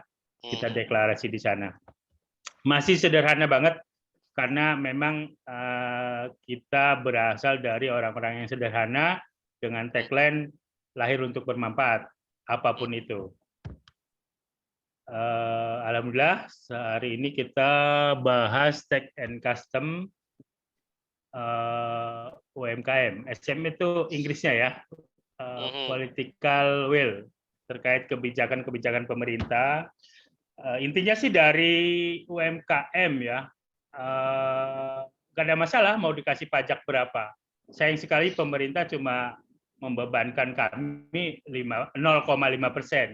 Mau berapapun, kami sebagai entrepreneur UMKM, kita tinggal tagih ke si pembeli aja gitu. Seperti pajak-pajak dalam negeri kan, ada PO 1 miliar, pajaknya 10%. Tidak ada masalah, karena yang memberikan PO, yang bayar ke kita, dan kita melakukan pelaporan pajak kita setorkan uang dari si pemberi PO, atau uang yang dari customer kita. Terkait dengan UMKM juga, customer gitu kan, yang dibebankan itu. Bahkan tahun 2018, itu lagi rame-ramenya pajak kan, semua mau dipajakin. Masuk, mohon maaf, warung Tegal, itu kena pajak rencananya, walaupun sampai sekarang nggak jalan. Terus sepeda akan dipajakan. Dulu banyak lah, karena apa? Karena memang pajak itu adalah dana yang untuk pembangunan sebenarnya. Jadi Indonesia akan maju kalau pajaknya itu memang terangkul. Walaupun dalam pemikiran saya pajak kendaraan kok yang ngurusin kepolisian, itu masih belum nyampe tuh ilmunya saya. Oke, lanjut. Terkait dengan ini, terima kasih kita bisa silaturahmi dengan beberapa orang-orang hebat yang tadi gambarnya terlihat. Terkait dengan government political will, kebijakan-kebijakan pemerintah yang kita tahu bahwa bukan hanya UMKM, general dia memang besar, menyampaikan untuk mewajibkan bagi para penghasil bisnis, para penghasil usaha terkait dengan PT, CP, ya, kita akan mengerucut ke UMKM. Tapi sebelum bahas ke sana, saya akan sedikit menyampaikan terkait dengan UKM UMKM. Kenapa sih ada yang nyebut UKM, ada yang nyebut UMKM? UMKM berapa sih nilainya? Ya, bahkan di berita seminggu setelah Erick Thohir yang menyampaikan bahwa 2,5 M boleh UMKM ambil nih kerjaannya gitu ya. Walaupun saya sempat berpikir iya ya, boleh juga ngambil 2,5 M project gitu kan, dikerjakan semua UMKM. Siapa ya yang mau modalin UMKM dengan nilai sebesar itu gitu kan? Anggaplah untung 100 atau 200 juta, berarti kan harus 2,3 harus kita siapkan gitu kan. Itu sesuatu hal yang menarik walaupun kita tidak tertarik gitu kan. Oke, perbedaan UMKM dan UKM dan UMKM. Jadi kalau dari singkatan udah jelas bahwa usaha kecil dan menengah, sedangkan UMKM ada mikronya, usaha mikro, kecil, dan menengah. Jadi fokusnya ke mikro, sedangkan UKM fokusnya ke usaha kecil. Jadi seolah-olah agak di atas. Tapi umumnya sekarang itu nyebutnya UMKM. 11 menteri menengok UMKM. UMKM akan disupport 2,4 juta setiap pengusaha UMKM. Walaupun agak tersendat dananya, tapi alhamdulillah di beberapa daerah lancar.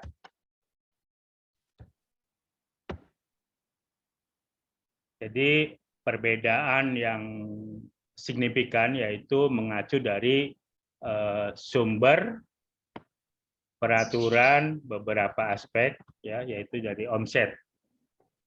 Berdasarkan Undang-Undang tahun 2008, usaha mikro memiliki hasil penjualan tahunan atau omset paling banyak sebesar 300 juta. Nanti Bu Maya mohon dikoreksi kalau saya salah karena saya ngutip-ngutip dari beberapa catatan yang saya kumpulkan menjadi lebih simpel. Sedangkan usaha kecil memiliki omset tahunan lebih dari 300 juta sampai dengan paling banyak, nah nih 2,5 miliar. Jadi UMKM, kebayangkan UMKM itu siapa?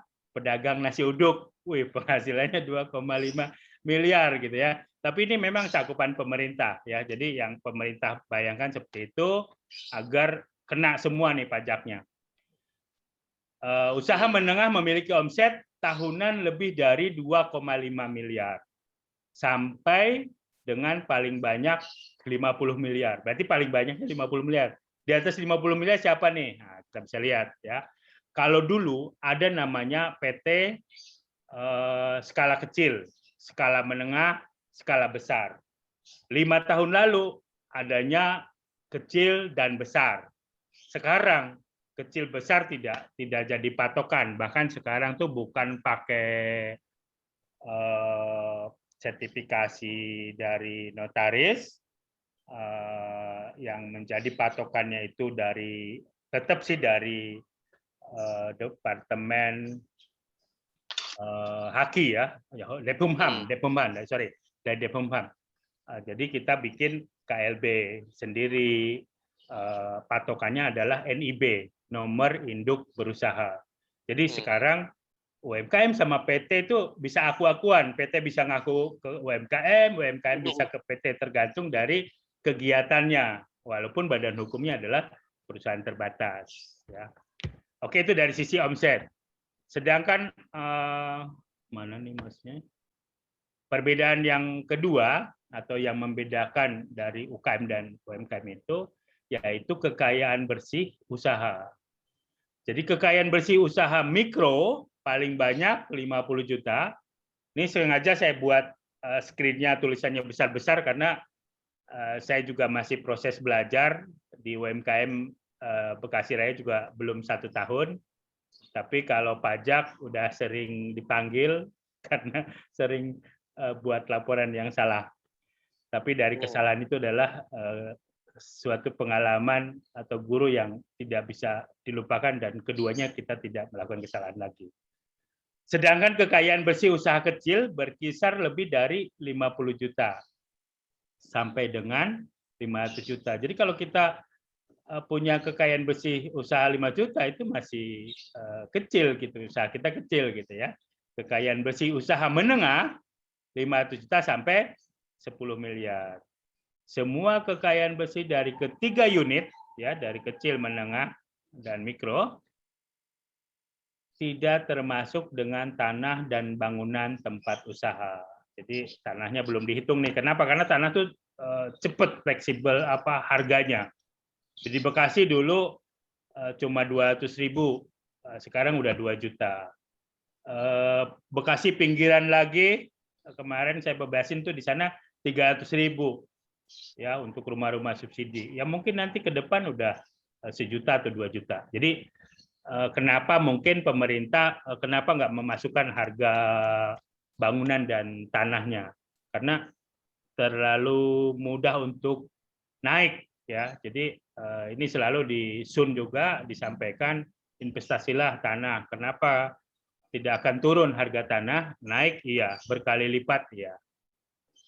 Itu senjata buat teman-teman UMKM agar 10 tahun langsung membesar. Jadi membesar itu karena dulunya beli tanah, jual tanah gitu. Kalau untuk usahanya bisa ketahuan lah.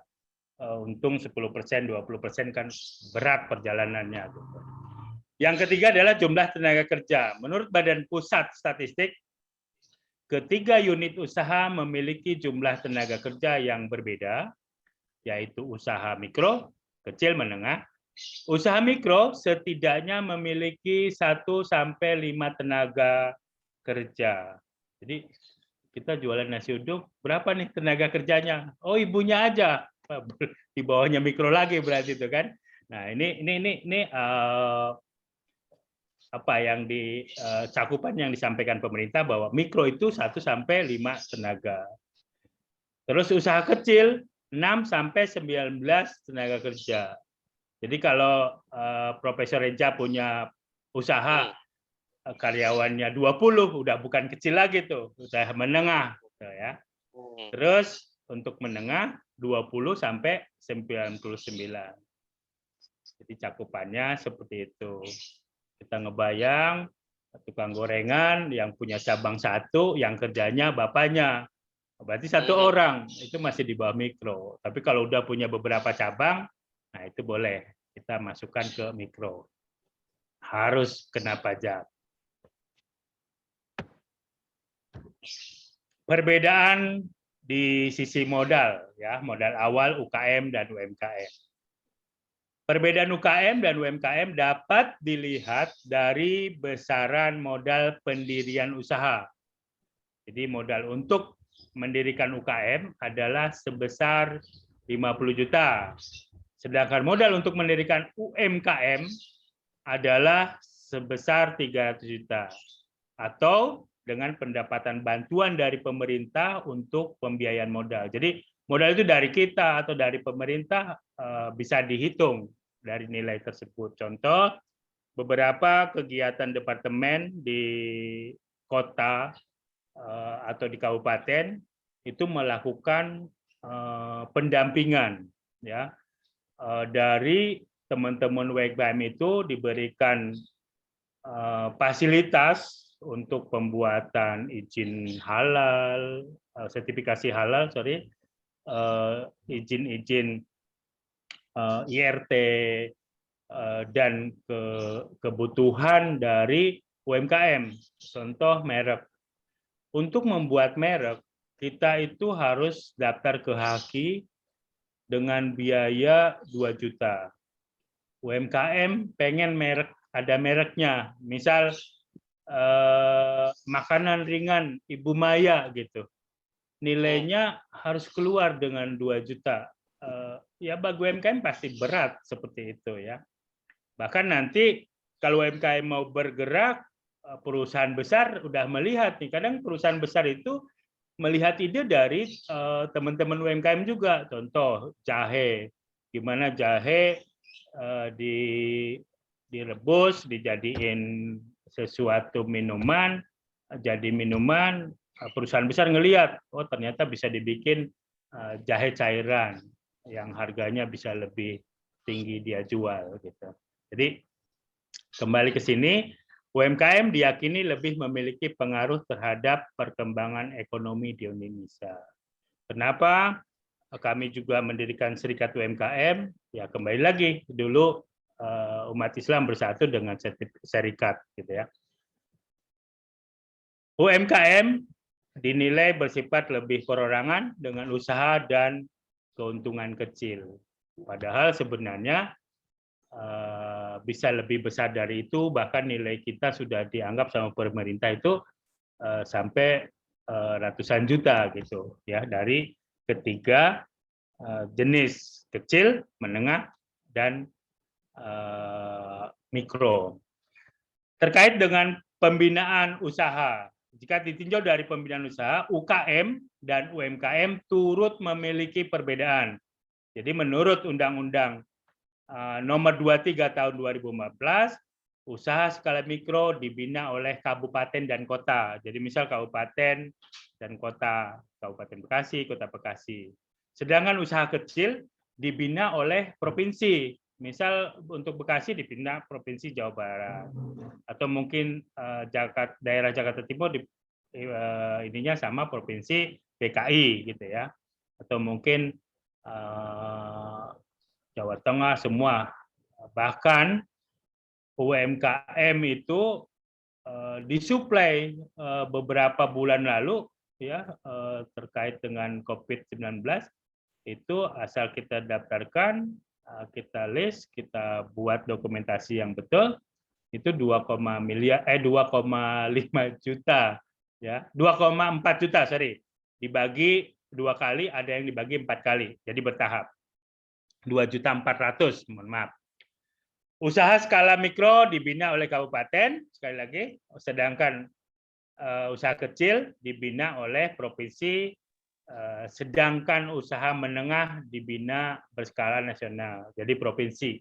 Ya, ada tingkatan provinsi, contohnya Kominfo, itu mengadakan pelatihan-pelatihan, dan sampai sekarang lagi berjalan untuk Bekasi sampai ada 5 grup Kominfo yang memberikan itu. Bahkan ada dari BPTIK.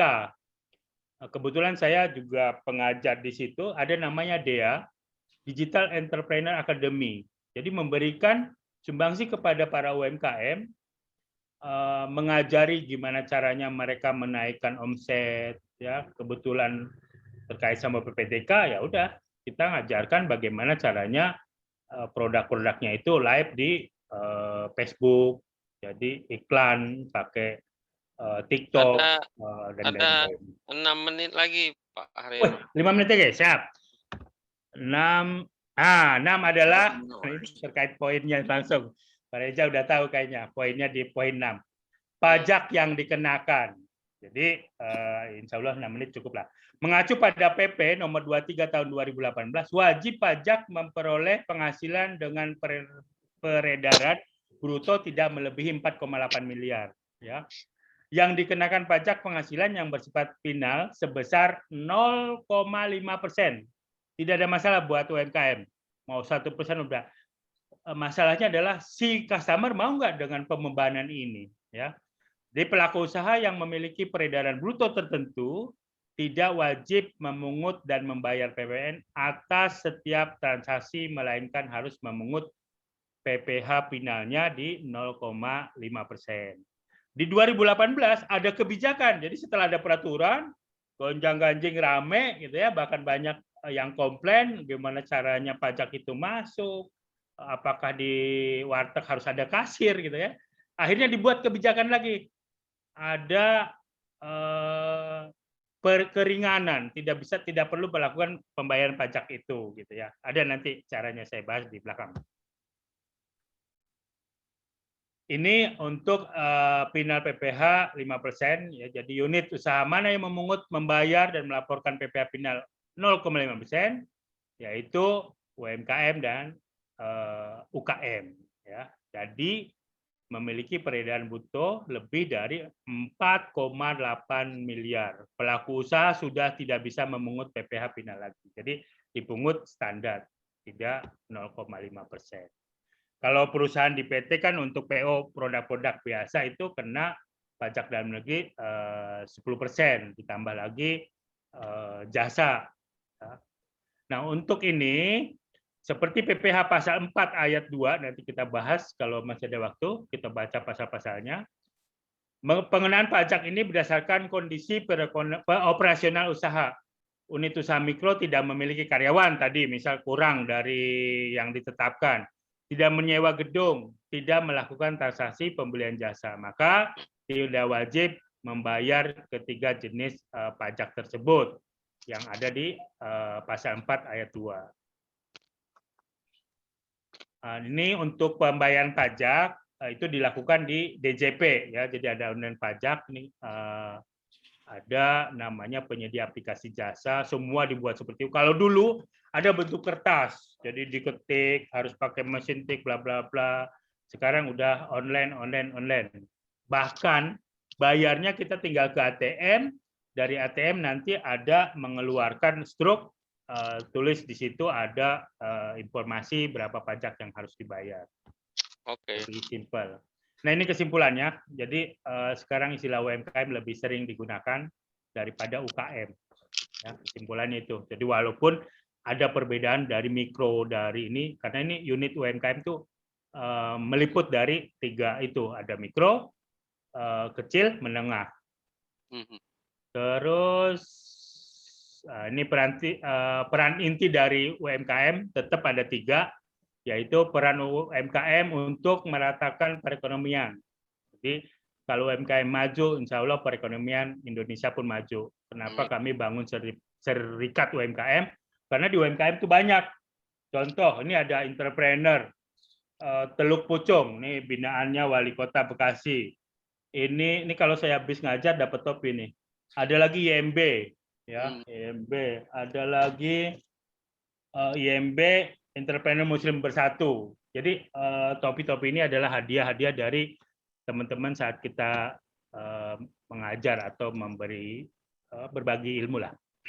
Kedua, peran UMKM untuk mengurangi kemiskinan. Ya, walaupun pas ada bantuan untuk orang miskin, kita semua ngaku miskin, minta surat kemiskinan, bla bla bla. Gitu. Jadi ini adalah peran UMKM untuk mengurangi kemiskinan. Kenapa? Karena dari UMKM itu ada pembinaan yang mungkin dulu jualan kopi harga Rp500 karena gelasnya plastik, besok dirubah pakai gelas yang bawahnya kecil ke atas besar, pakai mungkin sedotannya yang bisa ditekuk, dikasih musik saat kita minum harganya jadi 15.000.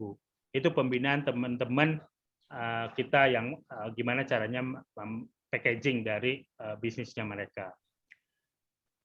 Peran UMKM dalam memberikan devisa ini tidak boleh dilupakan. Kalau memang nanti pariwisata sudah jalan lagi, dari luar akan masuk dan mereka membeli produk-produk UMKM kita. Oke. UMKM bijak taat pajak. Ya, kalau dulu sering dengarnya orang bijak taat pajak, sekarang muncul UMKM bijak taat bayar pajak. Oke. Ini mulai 2018. Dan ini beberapa video untuk pembuatan bayar pajak. Teman-teman sudah saya share semua. Jadi sebenarnya lebih mudah dengan adanya online dan internet dan webinar sekarang seperti ini. Ini peraturan 23. Mungkin nanti bisa dibaca aja nih ada peraturan-peraturannya. Oke. Terima kasih Pak Reza. Sama-sama. Masih ada 1 menit ya? Ya, Oke, intinya teman-teman UMKM tidak masalah dengan pajak, cuman kita memang harus mensosialisasikan bagaimana lapornya. Kan mereka tuh bukan tidak mau melakukan atau tidak mau membangun Indonesia, karena laporan pajak itu kalau belum bisa atau baru setengah diajarinya itu bingungnya luar biasa. Harus klik ini, harus klik ini, harus ini. Sekarang kalau dulu apalagi lebih ribet lagi pakai kertasnya ya, rangkap 1, rangkap 2.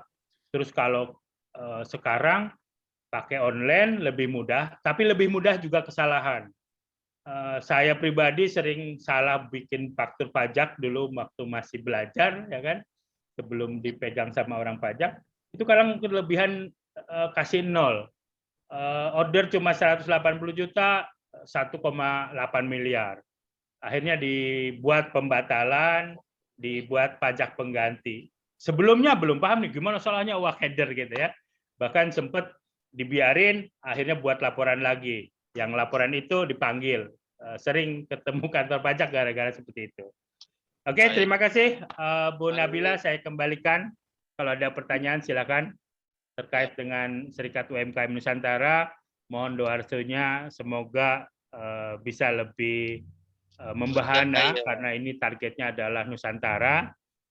Kita sempat tertidur karena adanya COVID-19, pertemuan juga tidak ada, berdasar dengan online, selalu dengan online. Mudah-mudahan COVID-19 sudah berakhir.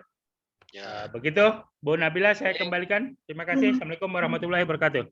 Waalaikumsalam warahmatullahi wabarakatuh. Thank you very much, Mr. Harinal Sirat, for sharing with us your presentation today. We can take some takeaways from your materials today, sir. Now, before we gonna have our question and answer session, we will have a short break first. I think Maya tadi Nabila sudah membacakan pertanyaan, Ibu dipersilakan menjawab 2 pertanyaan dari Elvi. Ya. Oke, baik Elvi ya. Yang pertama mengenai potensi pajak ya. Yes. Indonesia ini kan negaranya negara luas ya, kayak negara kepulauan. Nah, itu akan sulit juga untuk salah satu faktor ya, sulit juga untuk memantaunya kemana-mana ya. Tapi memang potensi Indonesia itu sangat besar, sangat besar. Oleh karena itu, bagaimana cara pemerintah ya mengontrol penerimaan pajak. Nah, tentu saja memang pemerintah itu berusaha untuk melakukan yang namanya ekstensifikasi. Ya, artinya mencari mapping ya. Jadi mereka sudah memapping mencari wajib pajak baru, tadi sebelumnya saya sudah jelaskan ya.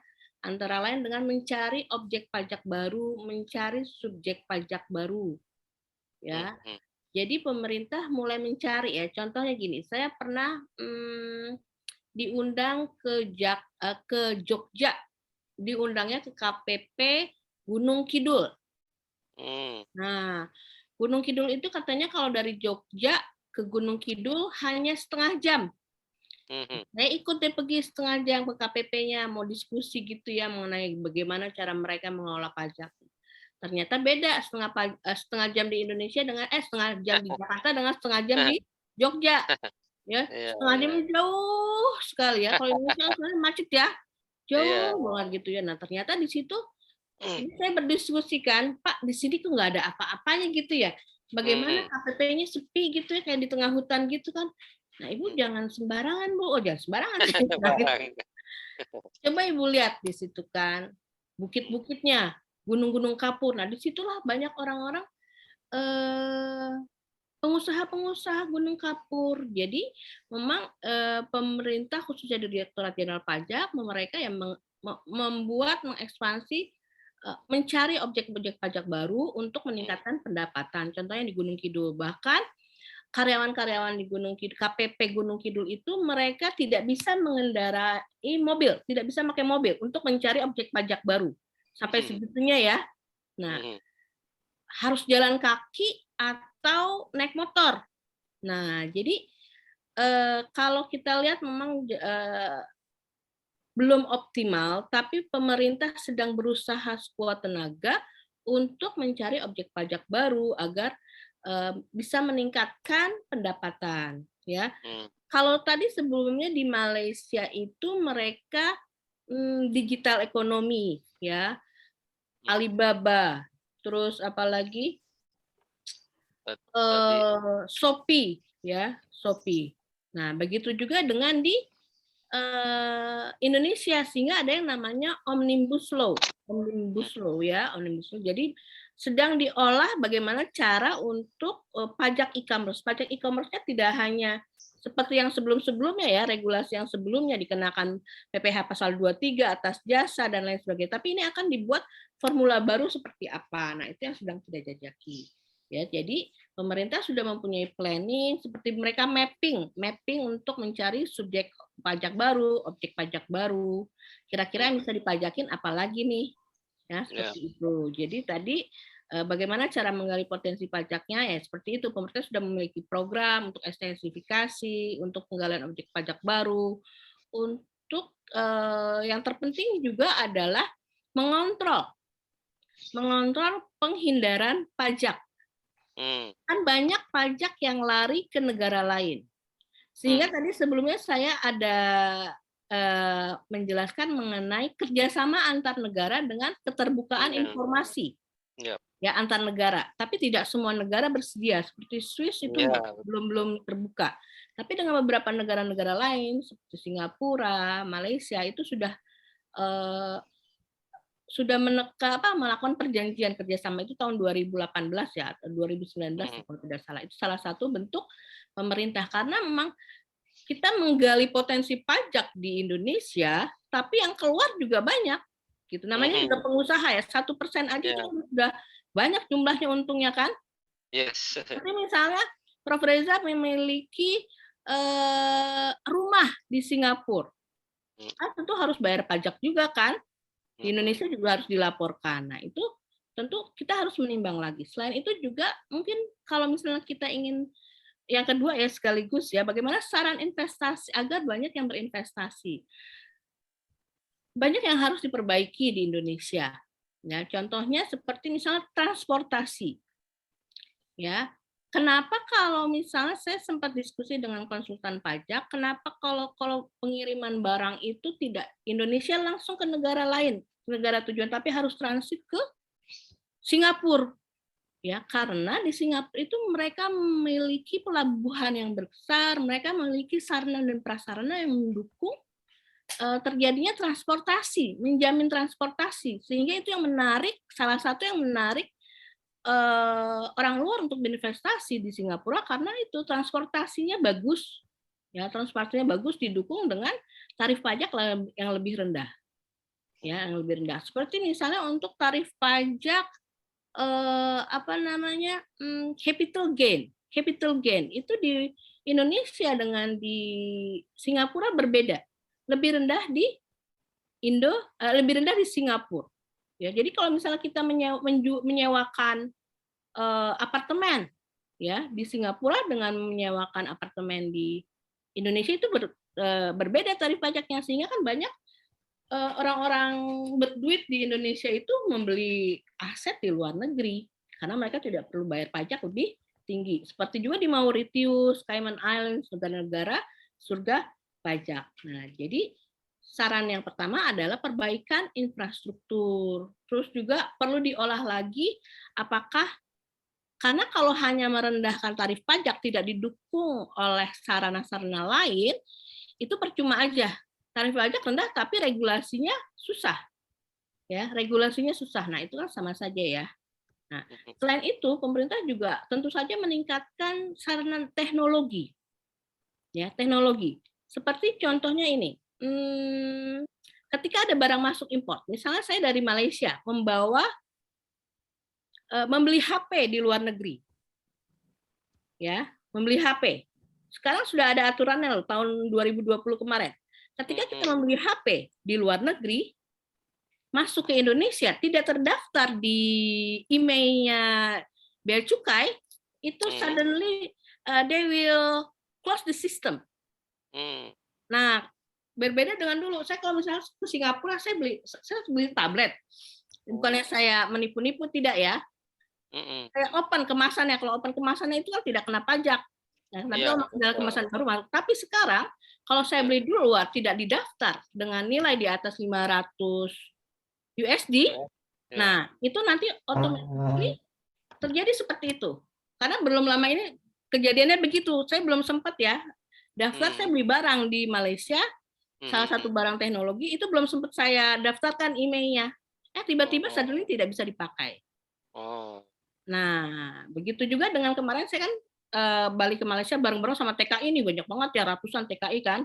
Itu mereka tidak bisa memakai HP yang ada di luar, yang beli di Malaysia. Jadi salah satu bentuk bagaimana pemerintah Indonesia mengontrol. Yes.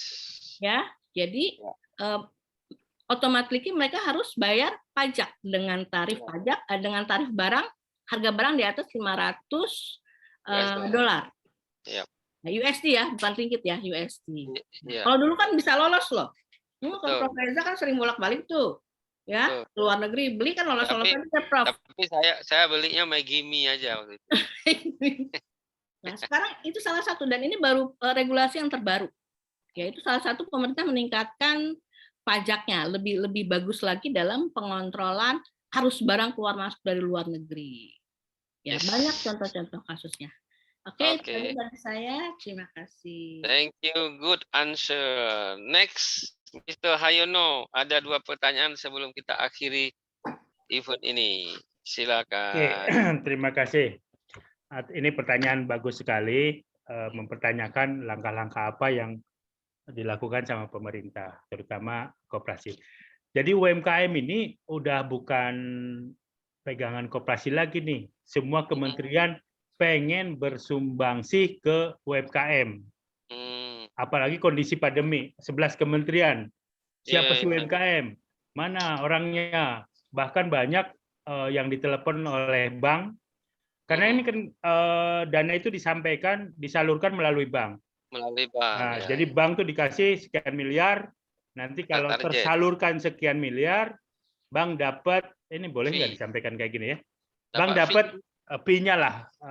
Jadi apa yang disampaikan yaitu yang didapat sama si bank sama si pihak UMKM. Banyak yang dilakukan itu, tetapi kadang-kadang pemberitaan atau informasi ini nggak nyampe ke ibu-ibu tukang nasi uduk, ke bapak-bapak tukang nasi goreng, nggak nyampe ke sana. Padahal itu ada 2,4 juta, lumayan lah ya. Satu kementerian kalau sampai 3. Dulu kayaknya Pak Jokowi mencontohkan pemberiannya waktu di Istana Bogor malah ya. Betul, tapi kan tidak semua, bahkan tidak sampai. Bahkan ada yang ngumpulin data dari RT RW ke kelurahan berbulan-bulan nggak dapet gitu. Ada itu tidak bisa dipungkiri. Banyak, bahkan pihak kelurahan ada yang minta 30.000 tuh. Jadi kalau datanya ngasih 30.000, katanya uang apalah gitu. Saya sempat marah juga, Pak, nggak sekalian 50, nanggung 30 gitu. Dan itu nggak keluar gitu loh, Pak. Dan itu nggak keluar. Saya bilang UMKM aja digituin, gimana yang lain yang mau beli tanah, jual beli tanah gitu ya. Itulah kehebatannya di kelurahan. Terus langkah-langkah apa yang dilakukan sama pemerintah? Kebetulan saya juga dekat sama teman-teman di pemerintahan, bahkan pernah pemerintah tuh memanggil kita di Bekasi terutama, ada namanya TDA. TDA tuh di seluruh provinsi ada, tangan di atas namanya. Ada juga Japnas, ada juga UMKM di situ. Kita diperbantukan atau diajak diskusi, diajak rapat lah untuk menghabiskan vaksin di Kota Bekasi. Dan kita lakukan itu sampai ribuan kita sebar ke masyarakat, kita adakan acara, dan itu terjalin. Itulah hubungan UMKM dengan pemerintah. Bukan UMKM aja ya, ada TDA, ada Japnas. Nah, terus apa sih yang dilakukan sama pemerintah? Itu pemerintah mengadakan pelatihan cara membuat merek, cara membuat merek, cara menulis merek, bahkan sampai merek itu dibuatkan gratis. Intinya pemerintah mengeluarkan dana yang seharusnya, waktu saya ngurusin merek air minum namanya Damis Arta, pokoknya yang damis-damis itu alhamdulillah produk saya, itu ke Haki itu kan ada di Rasuna Said ya. Iya, Kementerian Hukum. Itu masuk ke sana, ada ruangan, terus kita dipinta data, kita klarifikasi bahwa ini punya kita, ada gambarnya, ada tulisannya, bayar ke Bank BRI 2 juta. Lumayan 2 juta gitu. Nah sekarang dengan adanya bantuan pemerintah dan pemerintah sudah melek sama UMKM, mereka membuat sebuah acara terkait merek. Ya udah, mereknya dikasih tahu caranya gimana, bla bla, pelatihan, dan kita UMKM gratis. Jadi intinya bukan gratis, yang bayar pemerintah ke Haki pihak, karena tadi kan ada binaan, yang ini dari provinsi, yang ini dari kota atau kabupaten. Jadi ada langkah-langkah konkret yang Banyak sudah. Pak, banyak. Dan itu yang belum tahu orang banyak. Sebenarnya pemerintah welcome banget, tinggal kitanya nih gitu. Makanya harus ada namanya serikat, harus ada yang ketuanya, harus aktif dan lain-lain. Dan itu bukan merek saja. Ada juga halal, sertifikat halal. Kita menjual produk, makanan, minuman, terus label halalnya nggak ada, berat juga gitu loh, walaupun ya tetap laku gitu kan. Tapi kalau ada label halal itu kan lebih nyaman. Label halal kalau kita ngurus sendiri, Wah, saya buka aja nih sekalian ya, 2,5 juta dan belum tentu jadi sehari, seminggu, 2 minggu, 3 minggu. Pak, dicepetin, minta tolong dan lain-lain lah gitu. Lama-lama Itu jadi haram seperti itu. kalau kelamaan ya. Nah, kalau pengen cepet, bayarnya gedean. Tapi intinya ada nilainya 2,5, dan itu diumumkan bayar 2,5. Sertifikat halal lama-lama diuruskan jadi haram. Nah, terus akhirnya dibantu sama pemerintah gratis. Bukan gratis ya, maksudnya pemerintah keluarin uang ke bagian yang ngurusin halal. Kita cuma misal saya punya produk Damis Kelor dibikin halal gitu. Jadi mereknya Damis Kelor halal. Jadi itu mungkin terkait dengan pertanyaan kedua, itu feedbacknya dari pembayaran pajak. Belum, nanti bisa juga seperti itu. Terus selain pemerintah memberikan pelatihan, bahkan sekarang Kominfo yang ngurusin komputer, internet, dan hacker dan lain-lain gitu ya, terjun ke UMKM, tapi namanya bukan UMKM, digitalpreneur. Jadi UMKM di sisi koperasi, karena kalau nyebut UMKM itu harus koperasi yang ngurusin, harus kementerian itu. Tapi kalau Kominfo namanya digitalpreneur. Yes. Kebetulan saya salah satu dari 1.000 banyak itu belajar di Digital Entrepreneur Academy. Yes. Selain itu, pemerintah memberikan pelatihan-pelatihan untuk mengangkat omset melalui pelatihan Facebook Ad. Karena jualan buka toko, udah tokonya bayar, ngontrak, bayar orang buat jagain duduk di depan apa yang kita jual. Udah berapa tuh nilainya? Tapi dengan adanya digitalpreneur, lebih simpel, di rumah bikin cuma main internet, iklan kemana-mana, bahkan bisa kita incer Pak Reza gimana caranya dia beli barang kita, bisa seperti itu. Nah, itu dari pemerintah, dan banyaklah yang dilakukan sama pemerintah. Terkait sama pajak, pertanyaan kedua, 0,5 bukan kecil, besar betul. Kalau kalinya ratusan miliar kan udah berapa? Karena UMKM itu kan ratusan miliar jumlahnya kan. Belum saya hitung aja nih. Anggap aja 1.000 lah. Kalau 1.000, 0,5% dari pendapatan dia berapa? Misal 1.000 juga, udah 1 miliar. Kali berapa usaha, itulah banyak. Namun, untuk melakukan itu, si UMKM itu memang harus diberikan sosialisasi atau trainer. Gimana caranya mereka mau melakukan kebaikan tapi tidak sulit gitu. Contoh nih, maaf nih, PLN. Saya sebutin PLN gitu. Memang saya kemana-mana, tapi buat simple. Kadang untuk merubah, naikin KWH meter, nah itu nggak langsung dilayani. Kadang diputar-putar sampai harus lari ke calo gitu ya, agar cepat. Padahal itu orang tuh mau berbuat baik agar listriknya benar-benar bayar gitu kan. Dia nyantol juga bisa depannya lampu gitu. Nah, kembali lagi ke masalah pelaporan, tinggal sosialisasi, dan UMKM tidak merasa berat dari pajak itu.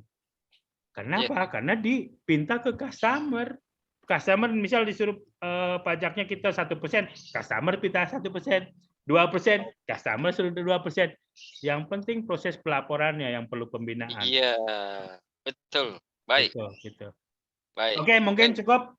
Bagus. Ada pertanyaan lagi Pak Thank Reja? you. Sudah habis. Waktunya sudah sampai. Kita akan Oke, dengar siap. video terakhir sebelum kita closing remark masing-masing satu.